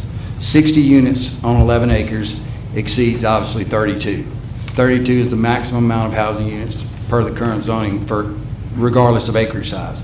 And that's been discussed with regards to this. I think that was in the original staff report, that was exceeded. However, they did not note that we are also exceeding the area per housing unit. In the same zoning regulation on 850.4, page 92 and 93 of the current zoning regulation, the minimum lot size is 0.25 per housing unit. When you give away the 4 acres of the 15, you got 11 left. 11 acres and 60 units is 0.19 acres, so we're violating that current zoning regulation as well. But the biggest point here is we're putting 60 more houses where, in a very tiny area, we're going to totally destroy the character of the neighborhood that's there now, which is single family primarily. And there's no way that you can put that many houses in that spot without having a significant traffic concern. And the developer, Woda Cooper, did have their own independent traffic study done, which we could go over that for hours and hours, but there are really only 2 pages that we're concerned with. Page 2, the current average daily traffic count on Cox Road is 340. On Carmichael Road is 350. And if you go over to page 5, their own study points out that the new external trips by the 60 housing units is going to add 363 additional new trips. That's more than on any road on either of the 2 roads currently. So you're basically doubling the traffic count. So I think the size and the scope of this project is outside the bounds of what's set up for in the current zoning. Nobody is against affordable housing. I 100% agree we need affordable housing in Madison and Morgan County as a whole. But I don't think the size and the scope of this project is the answer. And I think it violates the nature of the neighborhood as well as the intent of the current zoning ordinance. So my thing is we would ask that you would deny the request as it's presented. Thank you, Mr. Moss. Anyone else who would like to speak against?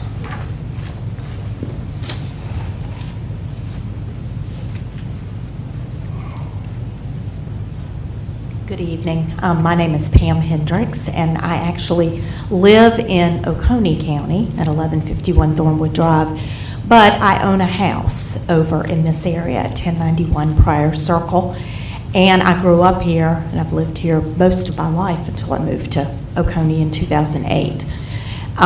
I went to Beacon Heights Baptist Church. That's one reason I wanted to buy a little house in that neighborhood. And I've always loved the history of that neighborhood. I just want to make sure that all of you kind of know that history. I've actually talked to Monica Callahan about potentially getting a historic marker for that neighborhood, because that neighborhood was where Mr. Carmichael, when men went off to fight in World War II for our country, when they came back, he offered every returning veteran a lot over there.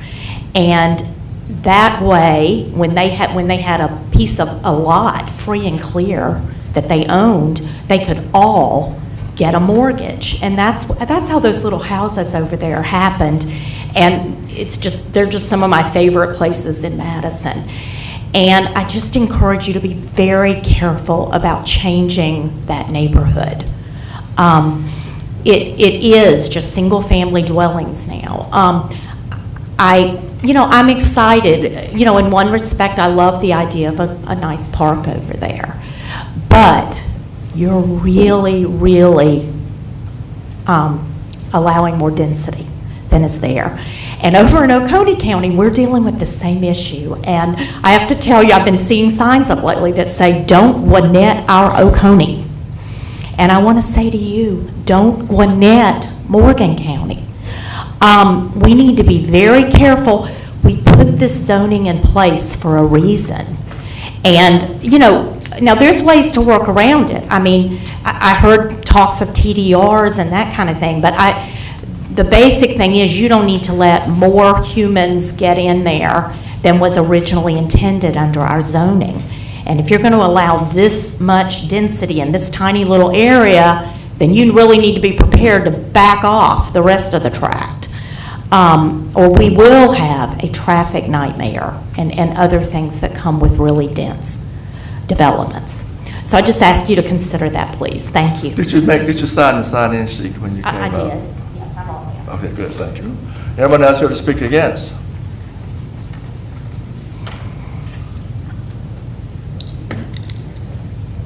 My name's Avery Jackson. I'm standing before you to speak against this type of development. Nobody is against affordable housing, or however you want to phrase it, but it has a place. This project is similar to what happened over in my neighborhood called Canaan Crossing. Okay? My neighborhood was put upon by WODA with Canaan Crossing. Most of the residents over there are single-family residents, R1. Now, R1 can be developed just as well as any other zoning opportunity.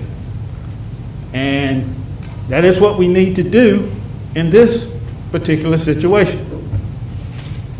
Now, housing can be put anywhere. We just have to find a way to do it without compromising our existing zoning laws. Those zoning laws in the community we're talking about are R1. And R1 is designed to prevent encroachment from other zoning avenues. In my community, it didn't get respected. Hopefully, it'll get respected in this community.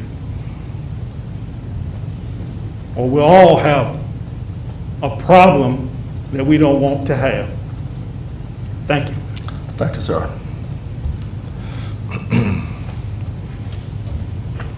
My name is Ernest Butler, and I live on Cox Road. I'm not against affordable housing, but I think that townhouses and other development of that nature should be placed in an area where there is other townhouses or apartments. This project, once you put the park in front of Carmichael Road, that's where the development start is going to be basically in my backyard. And I do not want like people running through my backyard or my neighbor's backyard. And I requested, if you prove it, that a fence be put in to separate the neighborhoods on Cox Road from the development. And I do not want, like I said, I have the backyard set up for my grandkids and stuff to play in. And this apartment complex will start approximately right in my backyard. So I do not want, like people running through it all the time and stuff like that. That's one of the basic objections. But I think a project like this should go in other areas where there are other apartments and townhouses and stuff. Thank you. Thank you. Thank you. Are there any more to speak What do you need? against? I didn't catch his name. Ernest Butler. With Ernest Butler. Hi, I am Crystal Jackson, and I am one of the newest residents on Carmichael, and this pen doesn't work, but I'm here. I'm very much for affordable housing. I moved to Madison 7 years ago as a divorced single parent. It took me 7 years to be able to save up to buy my own home here, and I did that this summer, and it was a huge accomplishment for me, and I love this neighborhood. It's quiet, it is single-family homes. Almost every home in there has been, renovated and updated. People take care of their properties. So what I'm hearing around the neighborhood and what I'm speaking of today is we want to see affordable housing. We also want to see you follow your own zoning regulations. If 32 is the cap, make it the cap. If a quarter-acre lot is what it's supposed to be on, make them abide by the regulations that were already agreed upon for, I'm sure, very good reasons. We don't want to see a 5-foot chain link fence around the property. We want to see 7. We want that sidewalk to go in either way because we have a disabled neighbor who we would like to have accessibility to the main road. So we want to see the sidewalk either way. We want to see the park that's going to be there instead of zoned for future development. We want to see that protected as a park. So if you tell us that's going to be 4 acres given to the city for the purpose of a park, knowing that the city cannot afford to develop a park right now, then I want to make sure that that park stays park space until you can afford to develop it so that our community could have a playground and a place for people to walk. So those 4 acres that you've promised us become something that this community can celebrate and enjoy. We're not opposed to any of this. We're not opposed to the idea of having an affordable neighborhood, and rent prices that people can actually afford in the city of Madison, because this housing market is ridiculous. What we are opposed to is violating your own codes that you came up with. Just because someone waves money at you and promises to bring business in, we're going to get the business. We have all of those acres of property that are going to be developed. This is just the first part of it. So I would really like to see a proposal by the developer that meets our actual zoning requirements, so we can see 32 units, we can see quarter acres of land, we can see 7-foot high fences, so that this is not disturbing property, so that the parkland is designated as parkland and an actual plan for future development of actual park space, so it's not just an open lot. I know it has been suggested that it's also a gated community. I don't care either way, but the sidewalk needs to go in regardless. We see a lady in a wheelchair that lives in our neighborhood that's been here far longer than I have, that's been up and down the road. We should have that sidewalk. It should have been put in before someone waved money to this city. And I am on the far end of Carmichael, right toward the corner of Cox Road in that corner lot, and I see the traffic up and down the streets all day. My kids don't go to the mailbox because it would be dangerous for them to do so. And you're talking about putting one outlet, and originally what we were told before all of these meetings took place is there were going to be 4 or 5 exits. Apparently that's for the whole 300 acres. There's one exit onto Carmichael. We would like to see more than one if this neighborhood goes through. Because Carmichael is a very, very short street, and you're talking about dumping all of the development out onto a street that can't handle it, as you can see from the traffic report. And that traffic camera went out right in front of my house. So they monitored that all day. So no one is opposed to affordable housing. I'd like to see more of it. What we're opposed to is you're not following your own rules. And you're making exceptions, and it's unclear why you're doing that, except someone continues to ask you to. You know more development is coming. You know that this is the tip of the iceberg. So that's all we're asking, is I'd like to see a plan put in place for the requirements that we already have here respected by the businesses that would like to come to Madison. That's all. Thank you, ma'am.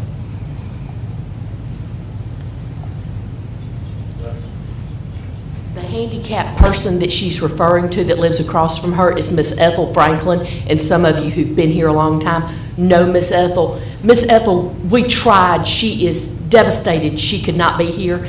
her phone doesn't allow her to call in. I have called her. She is trying, but she could not. Miss Ethel has been here her entire life and lived over there.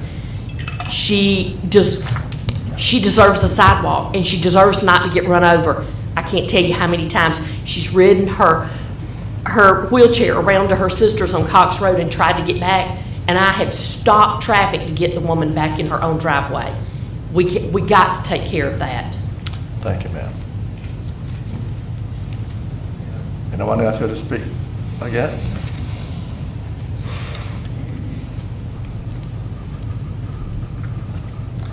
If not, this public hearing is closed and is back to the council for final questions and answers. Public hearing is closed. It's closed. Did he reserve any time? I think he has some time left. 8 minutes. Pro zone, yeah. Got 8 minutes. 8.00 minutes. That's for. He's for. Every side gets Yes. 15 minutes, but you need to reserve it when you But he stand has, up. he has 8 minutes. Huh? He has 8 minutes. The council okay with him coming back? Okay.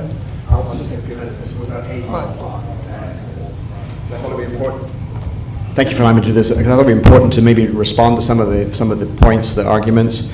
I would like to say, first of all, that the quality of the product we're putting in place is going to be $16.9 million for the total development, so that equates to $281,000 per unit, or $283 per square foot of construction costs. So I just want to make the council aware this is a very quality product that we're putting in place. The one thing, though, that was also referred to by Mr. J. Moss was the fact that this triangle has 335 acres. We're putting 60 units into 335 acres. We're putting 60 units into 15 acres, which meets the ordinance of 0.25 per acre. That's what we're doing. The other part of that triangle, a large part of that triangle, actually is part of what is referred to as the community services area and the commercial investment area interstate corridor. So a lot of that triangle that has the 335 is not today designated as traditional residential. Just wanted to bring that up. We will, on the traffic report, I would like to also refer to page 5, where it talks about the peak hours. Peak number of traffic movements in the morning hour are 21. So that equates to just one movement every 3 minutes approximately. And on the evening, it's the same, 21 units. So it's about one movement approximately every 3 minutes. That's what the report discloses. I would like to just refer to the gentleman with the 7 feet fence. We will definitely put a 7 feet fence in between Cox Road and the property. No doubt about that. And yeah, so the sidewalk, we already changed the plans to include, we will put a sidewalk along all the front of Carmichael that fronts our property. And we've already included in our plans that we would continue that sidewalk to the neighbor to the east to hook up with her driveway so that she could be connected to that sidewalk as it's then ultimately built out to 441. Thank you for allowing me this extra little bit of time, sir. Thank you, sir. Thank you.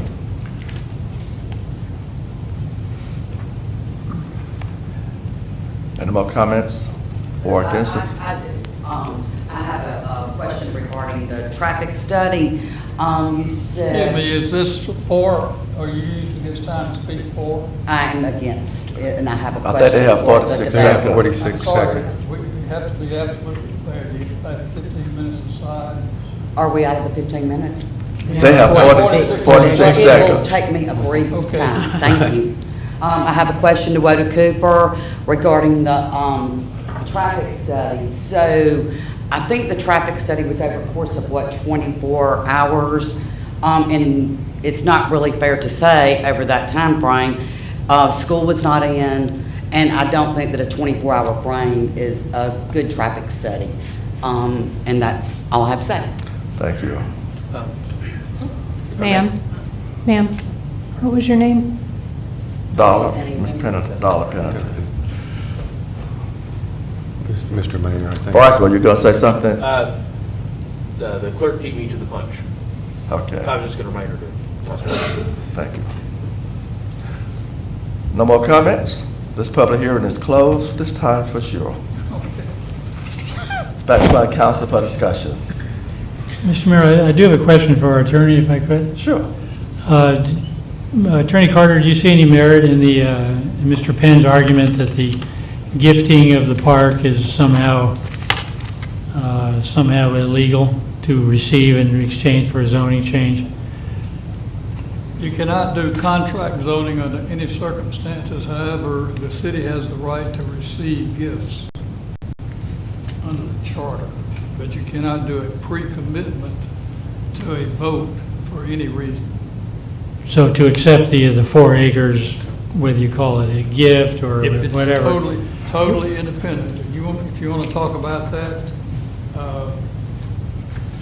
as after the vote, after something's done, if somebody wants to give somebody, or if there were a plan that said part of this will be dedicated to the city as a public domain, as a part of the application, that's a different thing. But as far as receiving a gift in exchange for a pre-commitment to vote, no. All right, thank you. Mr. Mayor, may I? Sure. I know we talked about Ethel Franklin not being able to get to have access to stores, and Miss Ethel has been here her entire life. Has anyone ever stepped forward before now to try to get a sidewalk for Miss Ethel to actually have access? Are we discussing this? I'm asking the city council. City council. So you're asking, has anyone ever stepped forward and said we need a sidewalk on Carmichael? I don't recall anyone ever coming to council saying that we need a sidewalk on Carmichael for Miss Franklin. I've seen Miss Franklin, most of you know, ride the sidewalks on South Main Street. Right. You know, so I think it's going to be a benefit for her if this happens, you know. It would be a benefit. I was just trying to see if before now we. They have not. Okay. Mr. Mayor? Yes, sir. May I ask a question of Sure. staff? Aren't we, speaking of the playground or park that comes with the property, is this not an area that's been designated to needs a park, and we have to get one put in, and we will probably have to move on it as quickly as we can? The Green Space Commission and the Green Space Plan calls for a park in this general area, a 4-acre park. It's the intent to have everyone relatively close to a 4-acre park. And this is the last area, one of our last areas of real lack of coverage on that front. Does it have to be specifically this one? No, but the mayor and council would be back in the position of looking for about 4 acres that they could use for that purpose to meet the green print plan. Thank you. Mr. Mayor, if I can follow up on that. So once, if we determine that this will be the park site, and we stamp it 4-acre park, it's my understanding that that's a done deal. It's green space, it's a park, it's going to be a park. We're not going to take it out and put 20 houses there. Generally, that would be difficult. It also depends on what sort of agreements the mayor and council put in a time with the development agreement and sign off on. That's more of a contractual law question, at which point I would defer to the attorney on the contractual side. Right now, we're short a staff person, so I also staff green space, so I'll answer the question. So any parkland that is dedicated and committed by the council could be repurposed by some future city council. So that is why your Green Space Commission has specifically asked to start, and Eric is in on those meetings, so he's aware of this, but to make sure that there are CEs, which are conservation easements, filed on every city 4-acre park and transferred to the Athens Land Trust. Therefore, thereafter, they're responsible for inspecting it each year and making sure that it has not been converted to other uses. So I would say that we have already transferred 2 or 3 city parcels, and 2 of the city parks have already been surveyed, which is Hill Park and Hill Park and Gilbert Park, and those are supposed to be transferred by the end of this year. So the way the city permanently restricts those parcels from the other city council in the future, repurposing them for whatever purpose, is the filing of the conservation easement. Perfect. Once the conservation easement has been put into place, it's in perpetuity. And it's inspected and maintained that way. And additionally, if I might add, if you folks are concerned on that, you could put, and I did get the slides while the other presentations was going. Mr. Coker, if you pull it up. One of the conditions staff did suggest was to have if it was accepted, the park remain R for zoning and keep it out of the PRD for ease of management on zoning files and such, and zoning actions. However, you folks can make an additional condition that within a certain time frame, let's say a year, and Monica, give me a thumbs up if you had a year to get the easement set up, would that be a possibility? So you could say as part of the development agreement that this is a conservation use easement. Ergo, the hands would be tied going forward. And that's putting a condition. Yes, that would be adding a new condition, which this body has all the right to do so. Yes. The other thing is that this is not the kind of conservation easement that we generally use on farmland or woodland or something. This is a conservation easement under a special federal law. It's a tax law, actually. And while I'm up here, I would like to point out that just regarding questions of legality of the zoning ordinance, they're asking for this under a plan unit development, which our ordinance does allow for exceptions. Whether or not the mayor and council believes the exceptions or variances to the ordinances are warranted for the benefit of the community, that's for this board to decide. But for clarity of the record, we did put in place the ability to have this flexible zoning. But again, your call whether or not this one meets that.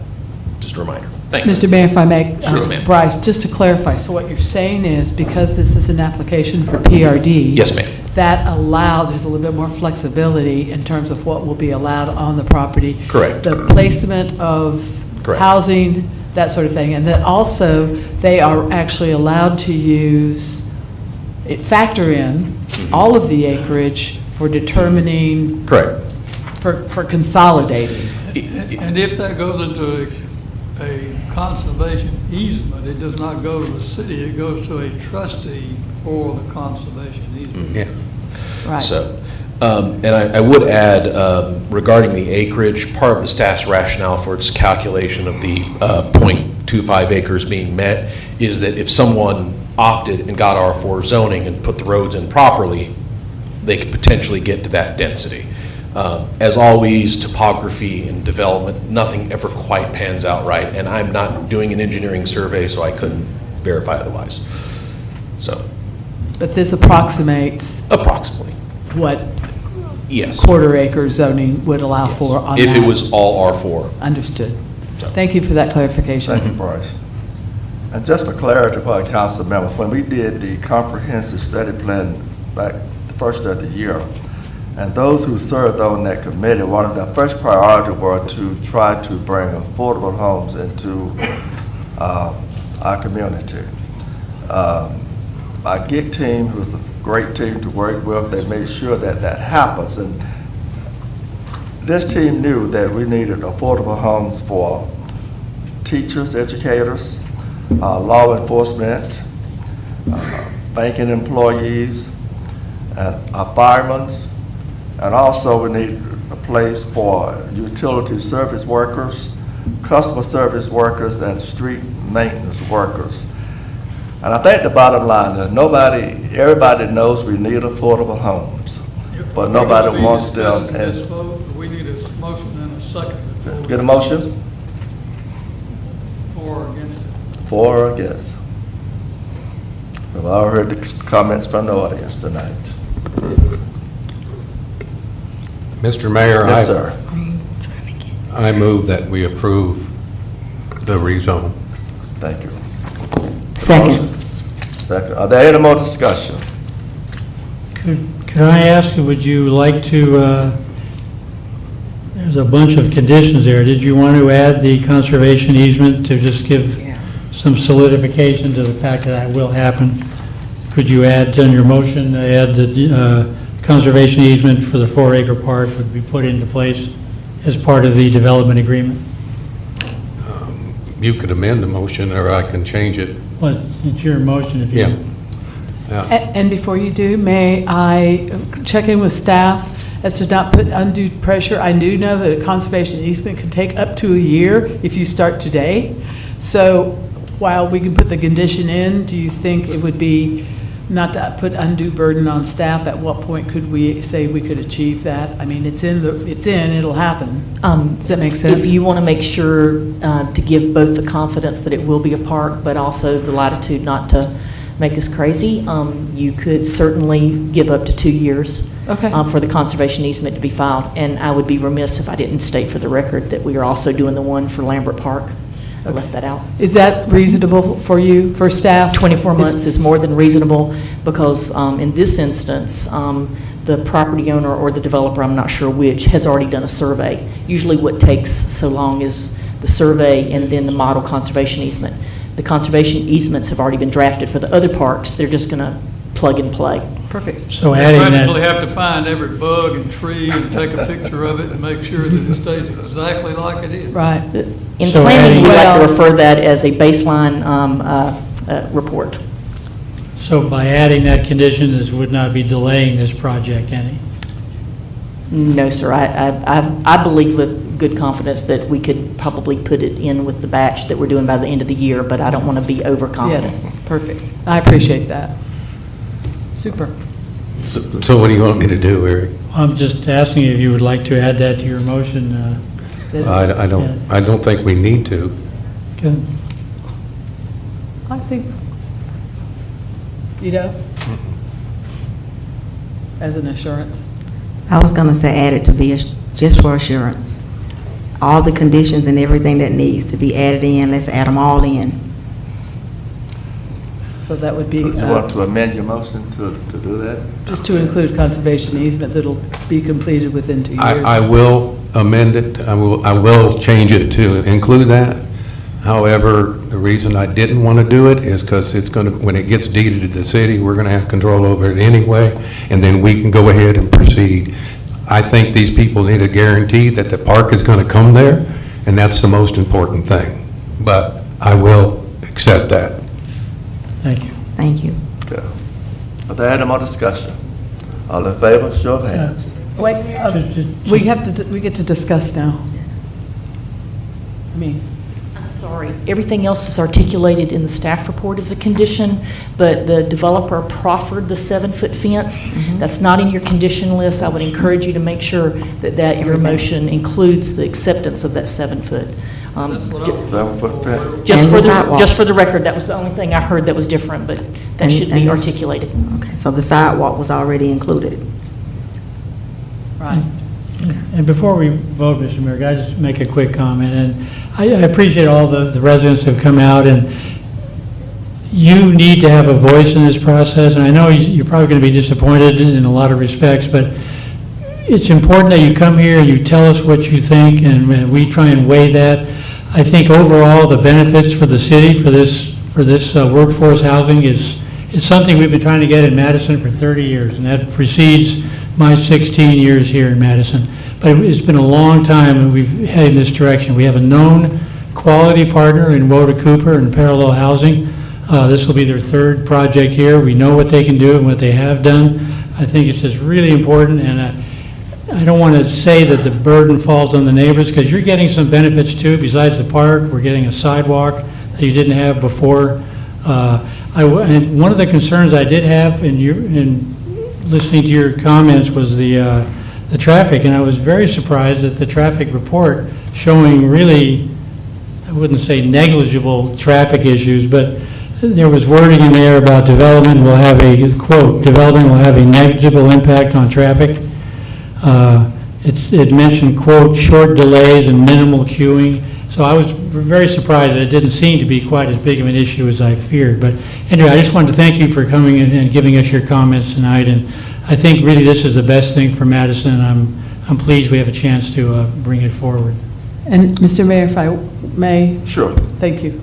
I just wanted to point out some things about that. I don't know that it's been clear. There's bits and pieces about this development, but I wanted to let council know that For example, first of all, the LIHTC program requires renewal every 15 years, but the WODA developers have guaranteed 30 years. I mean, they said they're in it for the next 30 years. They're required to refurbish the property every 15 years.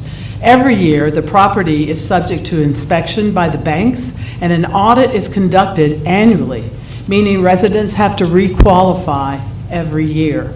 The lowest salary to which to qualify is 40% of the AMI, the average median income, right? Yes. Which our average median income right now is $63,000. So whoever comes in has to have a salary and has to be employed and has to be making a minimum of something like $25,000, but that's only part of it. Then there's also, that's at 40%, and the next is 50%. Anyway, it's graduated. But everybody has to have a job, and they are checked annually, if not even before, to make sure that they are still employed. And, you know, there is on the, if you guys downloaded, I'm sorry, by downloading the attachments, that's broken down, the salaries are broken down for Madison employees, people who are actually working in Madison. The folks that end up there are going to be teachers, they're going to be street workers, they're going to be hopefully full-time employees at Walmart. That's who's going to be there. That's who's going to be going over the 7-foot fence if you're worried. And I'm not to minimize, I get it, I get all of that, and I am all for the 7-foot fence. I'm just saying these are going to be employed, responsible adults, and there is on-site management that will ensure that that is the case. The development is okay, I won't go to that. Development. So this development has been compared to Orchard Grove, but there's no way. But they are no way the same. Orchard Grove is Section 8. This is not, there's no job requirement, there's no proof of income. Orchard Grove is a lesson learned for Madison, and we're not going to make that mistake ever again. Added to that, there's on-site management. It's not rent controlled. Every year, residents have to requalify, and as the AMI goes up, so does their rent. Based on the average qualifying salaries, as I said, it will be people that are employed here. I mean, teachers are desperate. I hate that these teachers are living out of county because they can't afford to live in Madison. Our city workers, you know, the folks at Walmart, the folks at Lowe's. Anyway, that's why I'm excited about this. And the other thing is, I feel like, I don't know if any of you know the East Lake community in Atlanta that started up by Tom Cousins that was nationally acclaimed. Their cities have come in and copied the East Lake formula. This is just like East Lake. I mean, it's the exact same thing where you have to be employed, you have to, you know, anyway, there's a lot of oversight. And as I'm sorry, I forgot your name, but it spoke about Silver Lakes run by the same organization, quality stuff. It's going to be quality. I think this will end up being an asset to the area. And I hope a model for as we go forward to other developers that want to come in and actually contribute to our community. And thank you. There's just one final comment, and I'd like to thank Wooda Cooper for what they do in our community. And I think one thing all of us need to keep in mind, just because families live, we call it low income, but let's just say an apartment and not a house means that they're bad people. There are good people everywhere. And I'm glad they got it broken down where all stages of people can live there to keep people in our community. So there are no more comments from the Mr. Mayor, may I? Sure. I believe I heard the motion include the 3 conditions that they're talking about here, and I just want to make sure that if that's what y'all intended. And the addition of the conservation easement and the requirement of a 7-foot fence, correct? But I think Ed amended that. I did. Yeah. I would like to speak to Orchard Grove being a mistake to Madison. I think what we have gotten so far away from is that we're all people. If you really need to know who you are, the best place to find yourself is to the service of others. We can't all afford houses that are $300,000 and $400,000. We're all people. Everyone needs somewhere to live. Orchard Grove's management might be a mistake to Madison. So far, Walter Cooper has brought in Silver Lakes, and they're bringing in Canaan Crossing. Silver Lakes, if you go over and look at it, it's a very nice facility. It's being kept really well. She just spoke about it. People need places to live. Everybody cannot afford a home. When I first got on city council, someone asked me where I came from because they thought I was well-to-do. My mom was a maid. My dad was an alcoholic. So I came from a house where it rained on the inside. We couldn't afford a new house. It rained as much inside as it did outside. So it's about the service of others. If it's well-maintained, as Walter Cooper has done, I think it'll be an asset to our city. We just need to think about people in general. Not where they come from, not what they look like. It's just about people that cannot buy a home. I know Miss Ethel, and before now, nobody has said anything about a sidewalk, and that includes me. I've seen her ride to Ingalls. I've seen her ride to every place in Madison in her wheelchair. All of a sudden now we're thinking about sidewalks. Councilmember Reed, I appreciate the clarification about the management of Orchard Grove being the issue. Thank you for that. We need to make sure we have good management. I had a woman to come to my house at 10 o'clock at night. She had nowhere to stay. She was living out of her car with 4 children. She's from Morgan County. Nowhere to go. Does she work? Yes. 4 kids, single mom, 10 o'clock. That's all I have to say, Mr. Mayor. Thank you, Councilmember Reed. Mr. Mayor, I'd Yes, like sir. to also let everybody know that I definitely am in favor of this. I was not born in Morgan County. My family didn't come from Morgan County. I moved here in 1981, and I left for a short period of time, and this is where I wanted to come back and live, was Madison and Morgan County. And in that period of time, I have mentored in the high school for 20 years. I've been involved in different organizations. One of the greatest things that we export out of our city are the graduates from Morgan County. They go off, they have nothing to come back home to. They don't have jobs. We don't have the jobs. So I've gotten people saying, we need to get jobs and we need to get housing. And I firmly believe that this is the start of a future.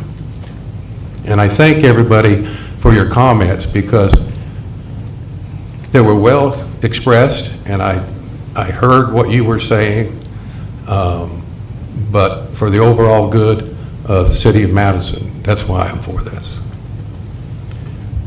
Mr. Mayor, if I may. Yes, sir. I have pontificated. I'm going to vote against this tonight, but because everybody went to great lengths to try to explain on such a tough issue, I'll share that my reasoning doesn't have anything to do with what WODA, the product they have, or who they are. It certainly doesn't have anything to do with the GIG team and the good work that they do, and it doesn't have anything to do with the city's. It does have to do, I know the city needs affordable housing, either ownership or rental.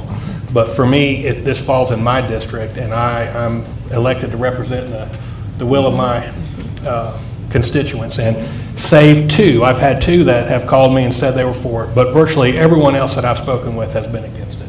So to me, it's a location. It's not that we don't need that type of thing.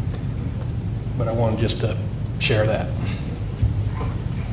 And one final comment, we're going to go with that vote.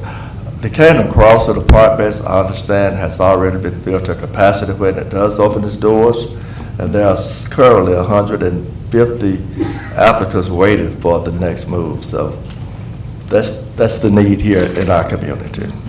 At this time, there are no more comments. We have a motion and a second on the table. All in favor? Opposes? Let the record show. 4-4, what against? This motion is approved. Thank you. Thank the community for coming. Thank you all. Thank you.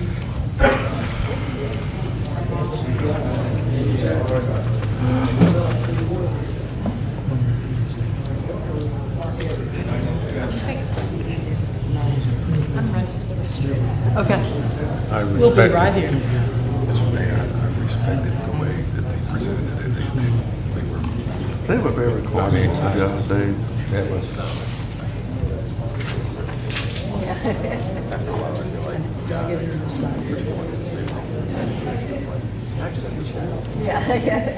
That looks a little bit like that looks a little bit like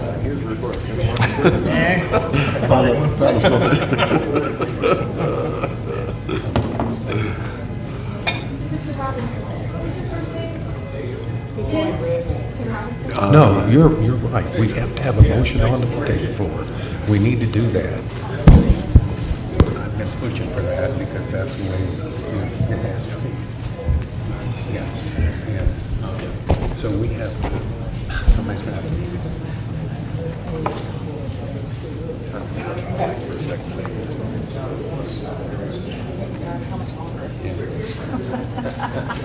We had got the flood zone stuff.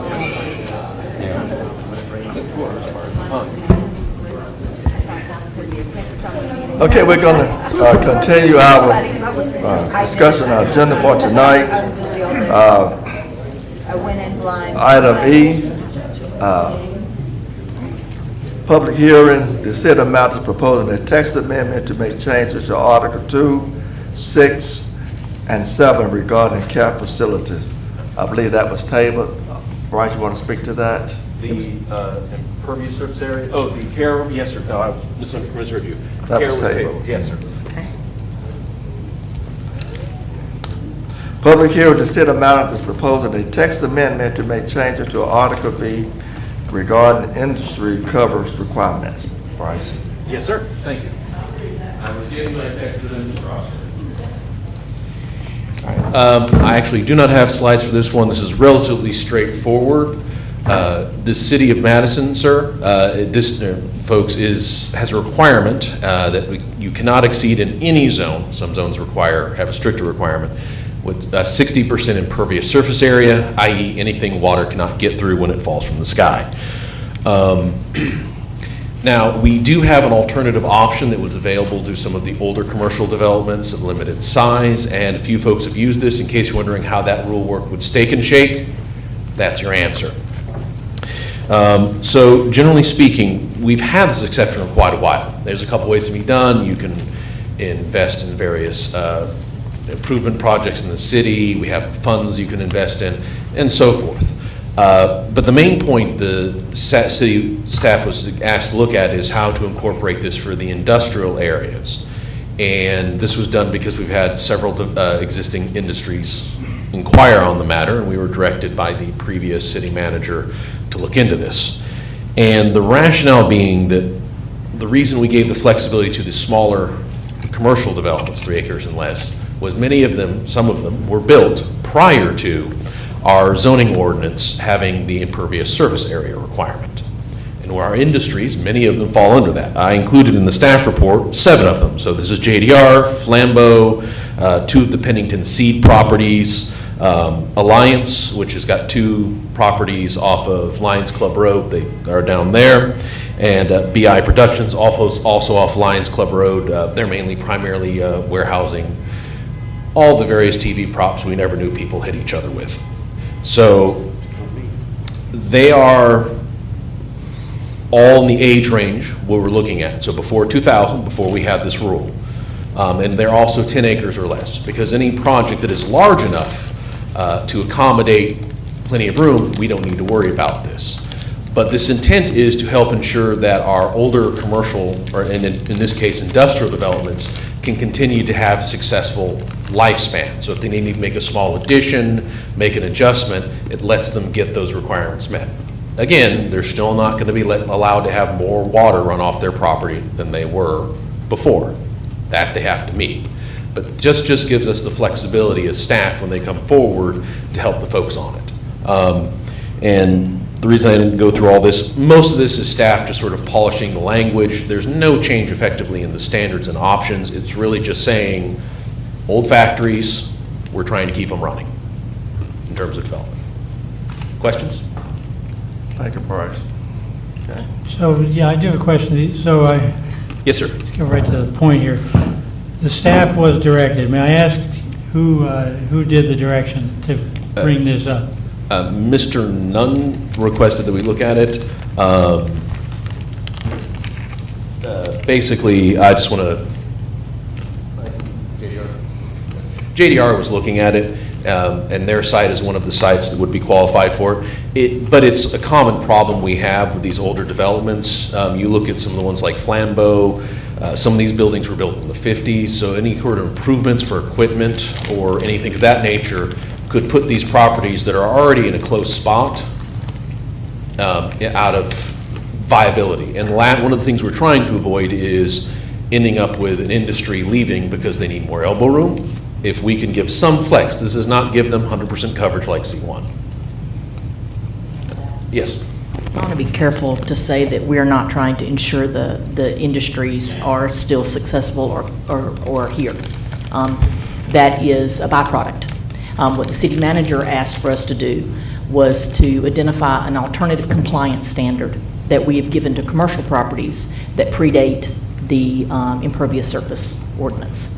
And so therefore, if by a byproduct they are able to stay and expand, what we're doing is we're avoiding what we saw coming, and this is JDR specifically brought it to David's attention because they came in and they were trying to expand their facility, and then they found out there's this new law on the books that they'd never seen before, and they were an extant industry. And so therefore, their only relief under the ordinance was to seek a variance. Well, there's no topography on the land that would allow us to give them a variance, because a variance is not based on a wish list, it's based on the property.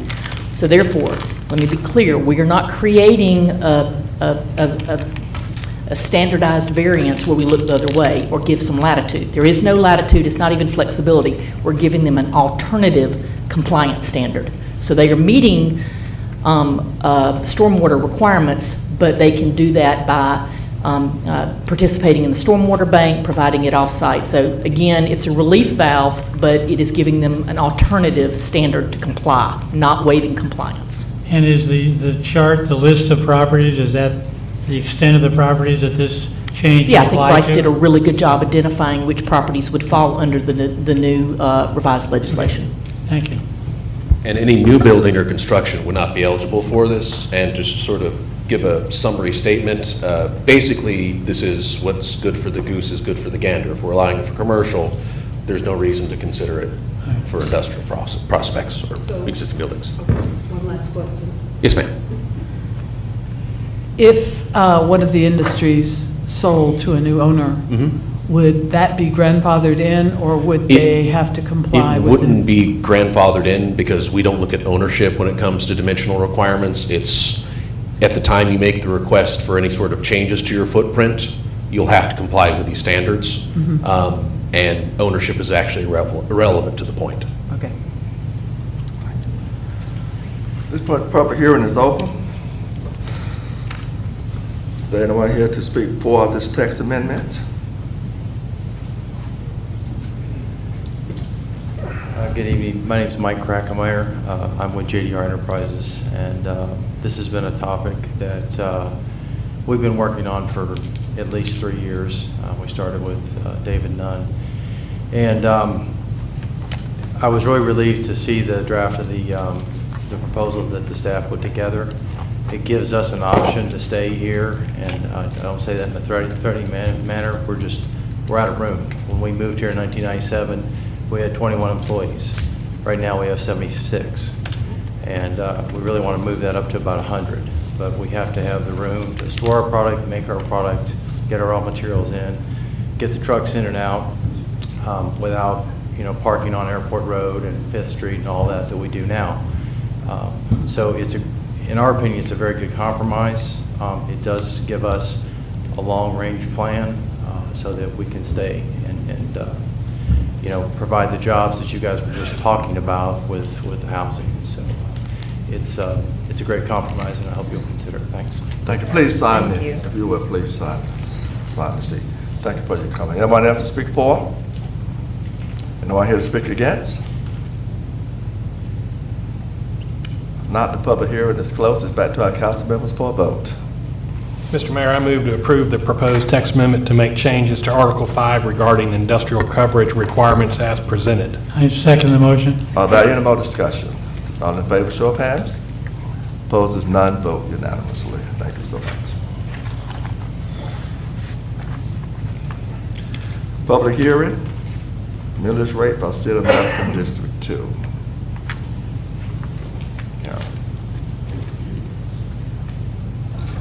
I'll be brief. So all three districts, we are proposing the rollback millage rate, and I have handed out a report that shows the Madison District 2, Downtown District 32, and the Corridor District 92. And what the digest is with the proposed rollback rate and the amount that will be levied with that. And also a few examples of the tax amount on a certain value of property in the city, according to that rollback rate. And so if you have any questions, I'll be happy to answer.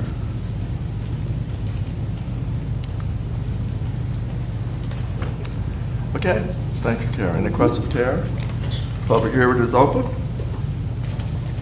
Mr. Millage Mayor. rate for Madison District 2. Okay. Yes. That's all. I was just going to say, clarify which ones you're opening the public hearing District 2. for. District 2.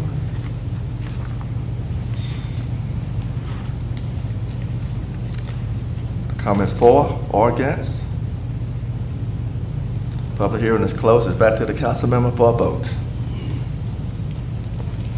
Mr. Mayor, I move that we adopt the millage rate for Madison District 2 at the rollback rate of 5.554. I second that motion. There any more discussion? All in favor, show of hands. Opposed, none, vote unanimously. Public hearing. Karen, you want to talk about? I think we talked about all of it. Yeah, I'll talk.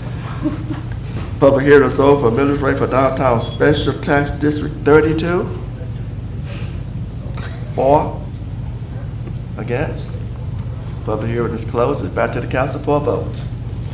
Mr. Mayor, I make a motion Need a that, motion? You make a motion? Yes, sir. All right, second. I make a motion that we accept the downtown District 32 rollback millage rate of 1.042. I second the motion. Are there any more discussion? All in favor, show of hands. Opposed is none, vote unanimously. Okay, public hearing, millage rate for Corridor Special Tax District 92. Public hearing is open. Anyone here against? For? Public hearing is closed. It's back to the council for a vote. Mr. Mayor, I make a motion that we accept the millage rate of 1.145 for Corridor District 92. Second. Are there any more discussion? All in favor, show of hands. Opposed is none, vote unanimously. Thank you. RLF law recommendation, Monica? I think we talked about this in our work session, so we can make it final tonight.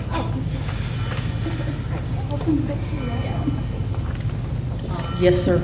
I don't have anything new to add to the work session, but just for the benefit of the public that's here briefly, RLF is a program that is a revolving loan fund that offers, through the Downtown Development Authority, if you so see fit, to make small business loans that maybe banks wouldn't make, that allow them to expand. And so the first recommendation for use of the revolving loan fund is for $50,000 to Adrian's, doing business as Martha's Favorites. And this will allow her to accommodate new equipment across, and she actually happens to be the DDA's future tenant. So they feel very confident that she's been a tenant for the last 5 years and been paying her bills regularly and on time. They feel confident, and their underwriting committee did review the file for all the necessary compliance measures. She'll be creating, as required by federal law, 2 full-time new jobs, and that's part of the requirement of use of these federal funds that are essentially on deposit with the city for good stuff. Any questions you might have, I'd be happy to answer. Thank you, Monica. Public hearing is open for? Against? Public hearing is closed. It's back to the council for a motion. Adoption. RLF loan recommendation. Mr. Mayor, I move that we approve the RFL loan details and application. Second. Are there any more discussion? All in favor, show of hands. Opposed, none. Vote unanimously. Cemetery Express has been taken care of. The ordinance amendment, flood plan prevention. Monica? Yes, sir. I'm sorry, where are we? You lost me. We're at I. No, H. You're on the second page. H. The number, the lettering may have gotten off in all the Ordinance amendment, formatting. flood plan. It's the one under cemetery. Right under cemetery.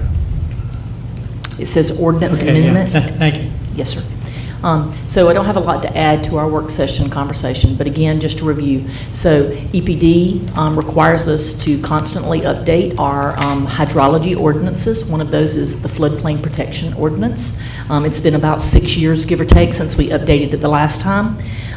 This time, as they've asked us to update, they send us exactly what the wording is that they expect to see in the ordinance. We redline the ordinance, and then we provide that to you. So I have a map because there's one change that's new to the ordinance in terms of actual policy. And that is, so they are asking us to consider excluding critical care facilities or critical facilities specifically from the 500-year floodplain. They're already precluded under our ordinance from the 100-year floodplain. They're asking us to go to the 500.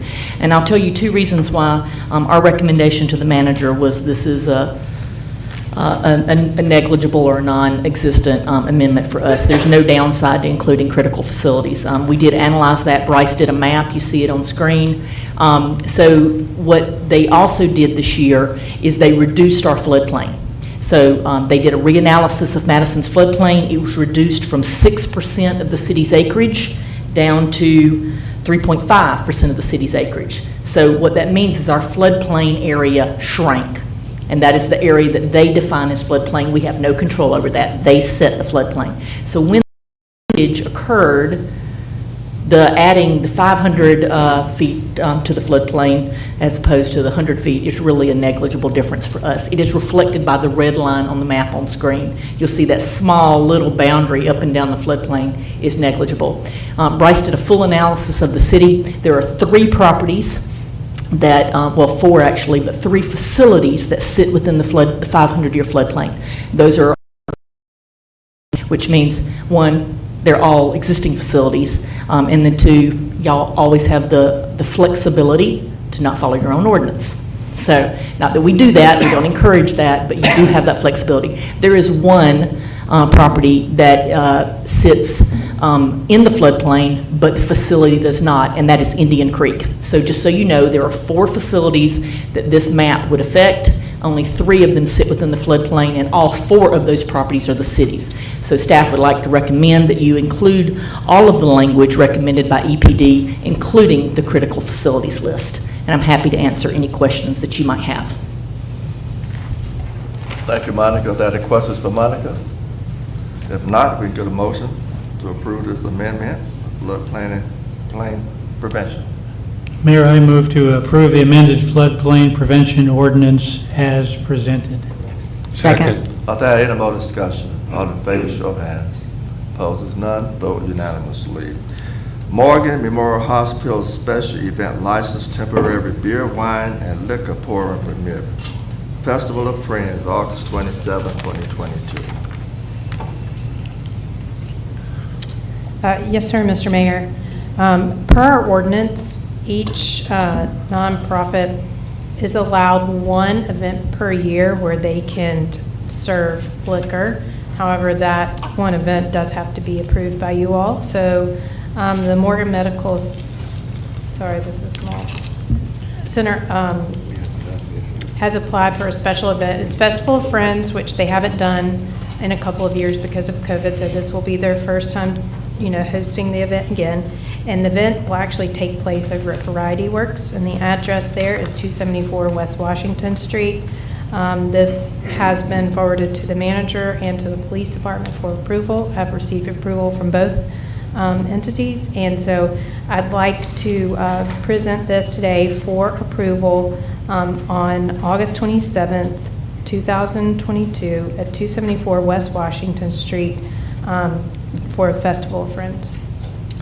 Thank you. And we know they always come to us when they have that Festival of Friends, and we always support them on this. So if we could get a motion and a second to approve this from the Margaret Memorial Hospital. So moved, Mr. Mayor. Second. Are there any more discussion? All in favor, show of hands. Opposed is none, vote unanimously. Thank you so much. City Manager's contract update. Mr. Carter, I believe you pretty much have this in place for signature or whatever we need to do. It's just a matter of a subcontract amendment. You have your mic.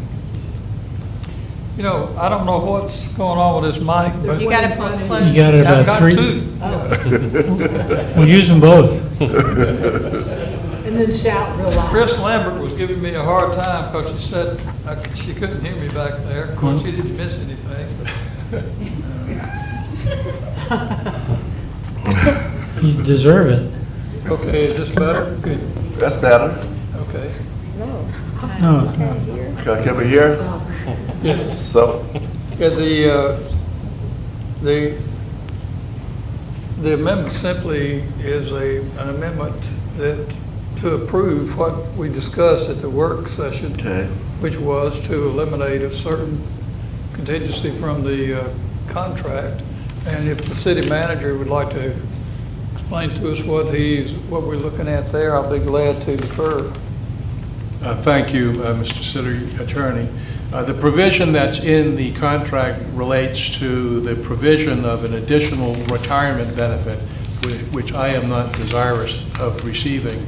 And so since my contract is a public document, I want it to reflect the accuracy of what you have granted to me and what I am receiving. And so this specific section deals with the retirement provision, and I have access, as does any city employee, to our GMA, Georgia Municipal Association Retirement Program, and that is fine with me. So I'm asking for clarification that this be taken out because I don't intend to utilize it anyways.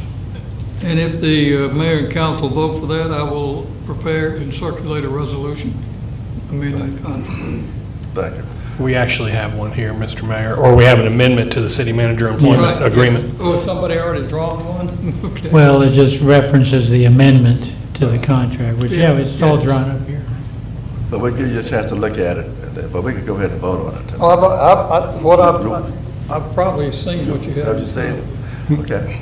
We can get a motion to approve this change to this amendment? Mr. Mayor, I move that we approve the amendment to the city manager's contract and authorize the mayor to sign it. Second. Are there any more discussion? All in favor, show of hands.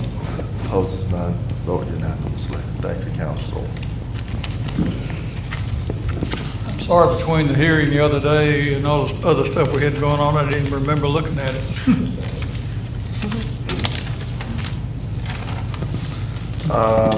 Don't tell John that. He is my boss, I have to watch out. Be careful. Can he delegate that to somebody else, that benefit? Well, I could have, but I was afraid to. We're going to move on with our agenda. AARP Livable Communities. We talked about this in our work session, making our community AARP age-friendly community, and our council just need to vote on this tonight to make it official. I think the motion needs to apply to fill out the Right. Resolution, The is that correct motion- it is? The motion is to, for the city of Madison to pursue the AARP livable community status, including authorizing the mayor to sign a letter of support, and then I think at a future time. Can we utilize that wording? I think you can, yeah. Can you get that inserted or let one of us read it, I guess. Yeah, well, Mayor, I move for the city of Madison to pursue the AARP livable community status, including authorize the mayor to sign a letter of support. Second. Are there any more discussion? All in favor, show of hands. Opposed is none. Vote unanimously. Acceptance of gift to Madison Fire Department. I believe a gift was donated to Madison Fire Department, and I think the fire department accepted the gift before it came to a council for approval. And any time a gift is made, and we love a gift to be made, but it has to have the approval of our council before any gift can be accepted. So I think the council has had an opportunity to read what was donated to the fire department. I believe it was, I did have it on my agenda here, RX. The 2022 Polaris Ranger XP 1000 crew cab, AKA side by side, whatever that is. Valued at $21,150. Mr. Mayor, I move that we authorize the acceptance of the gift. Second. Are there any more discussion? All in favor, show of hands. Opposed is none. The city accepts this gift and a donation to our Madison Fire Department. Now, does that mean Gene's going to be coming to us with all the equipment needs to make that thing pretty? No? Good. Nobody did ask for, he did want to lift it. To lift it. Oh, raise it up, you mean? Yeah. I thought he was going to pick it up. Yeah. All right. Ah, Oh, you got to know the terminology. Is there anything else to come before our council tonight? There's nothing else to come. Public comments? Public comments, yeah. Are there any public comments tonight? I'd just like to personally thank our council members for being diligent tonight. Thank you for your thorough conversations tonight. And at that, this council meeting is adjourned. Thank you. Wasn't that a well-conducted audience of people that were so concerned about? Yeah, they were very well.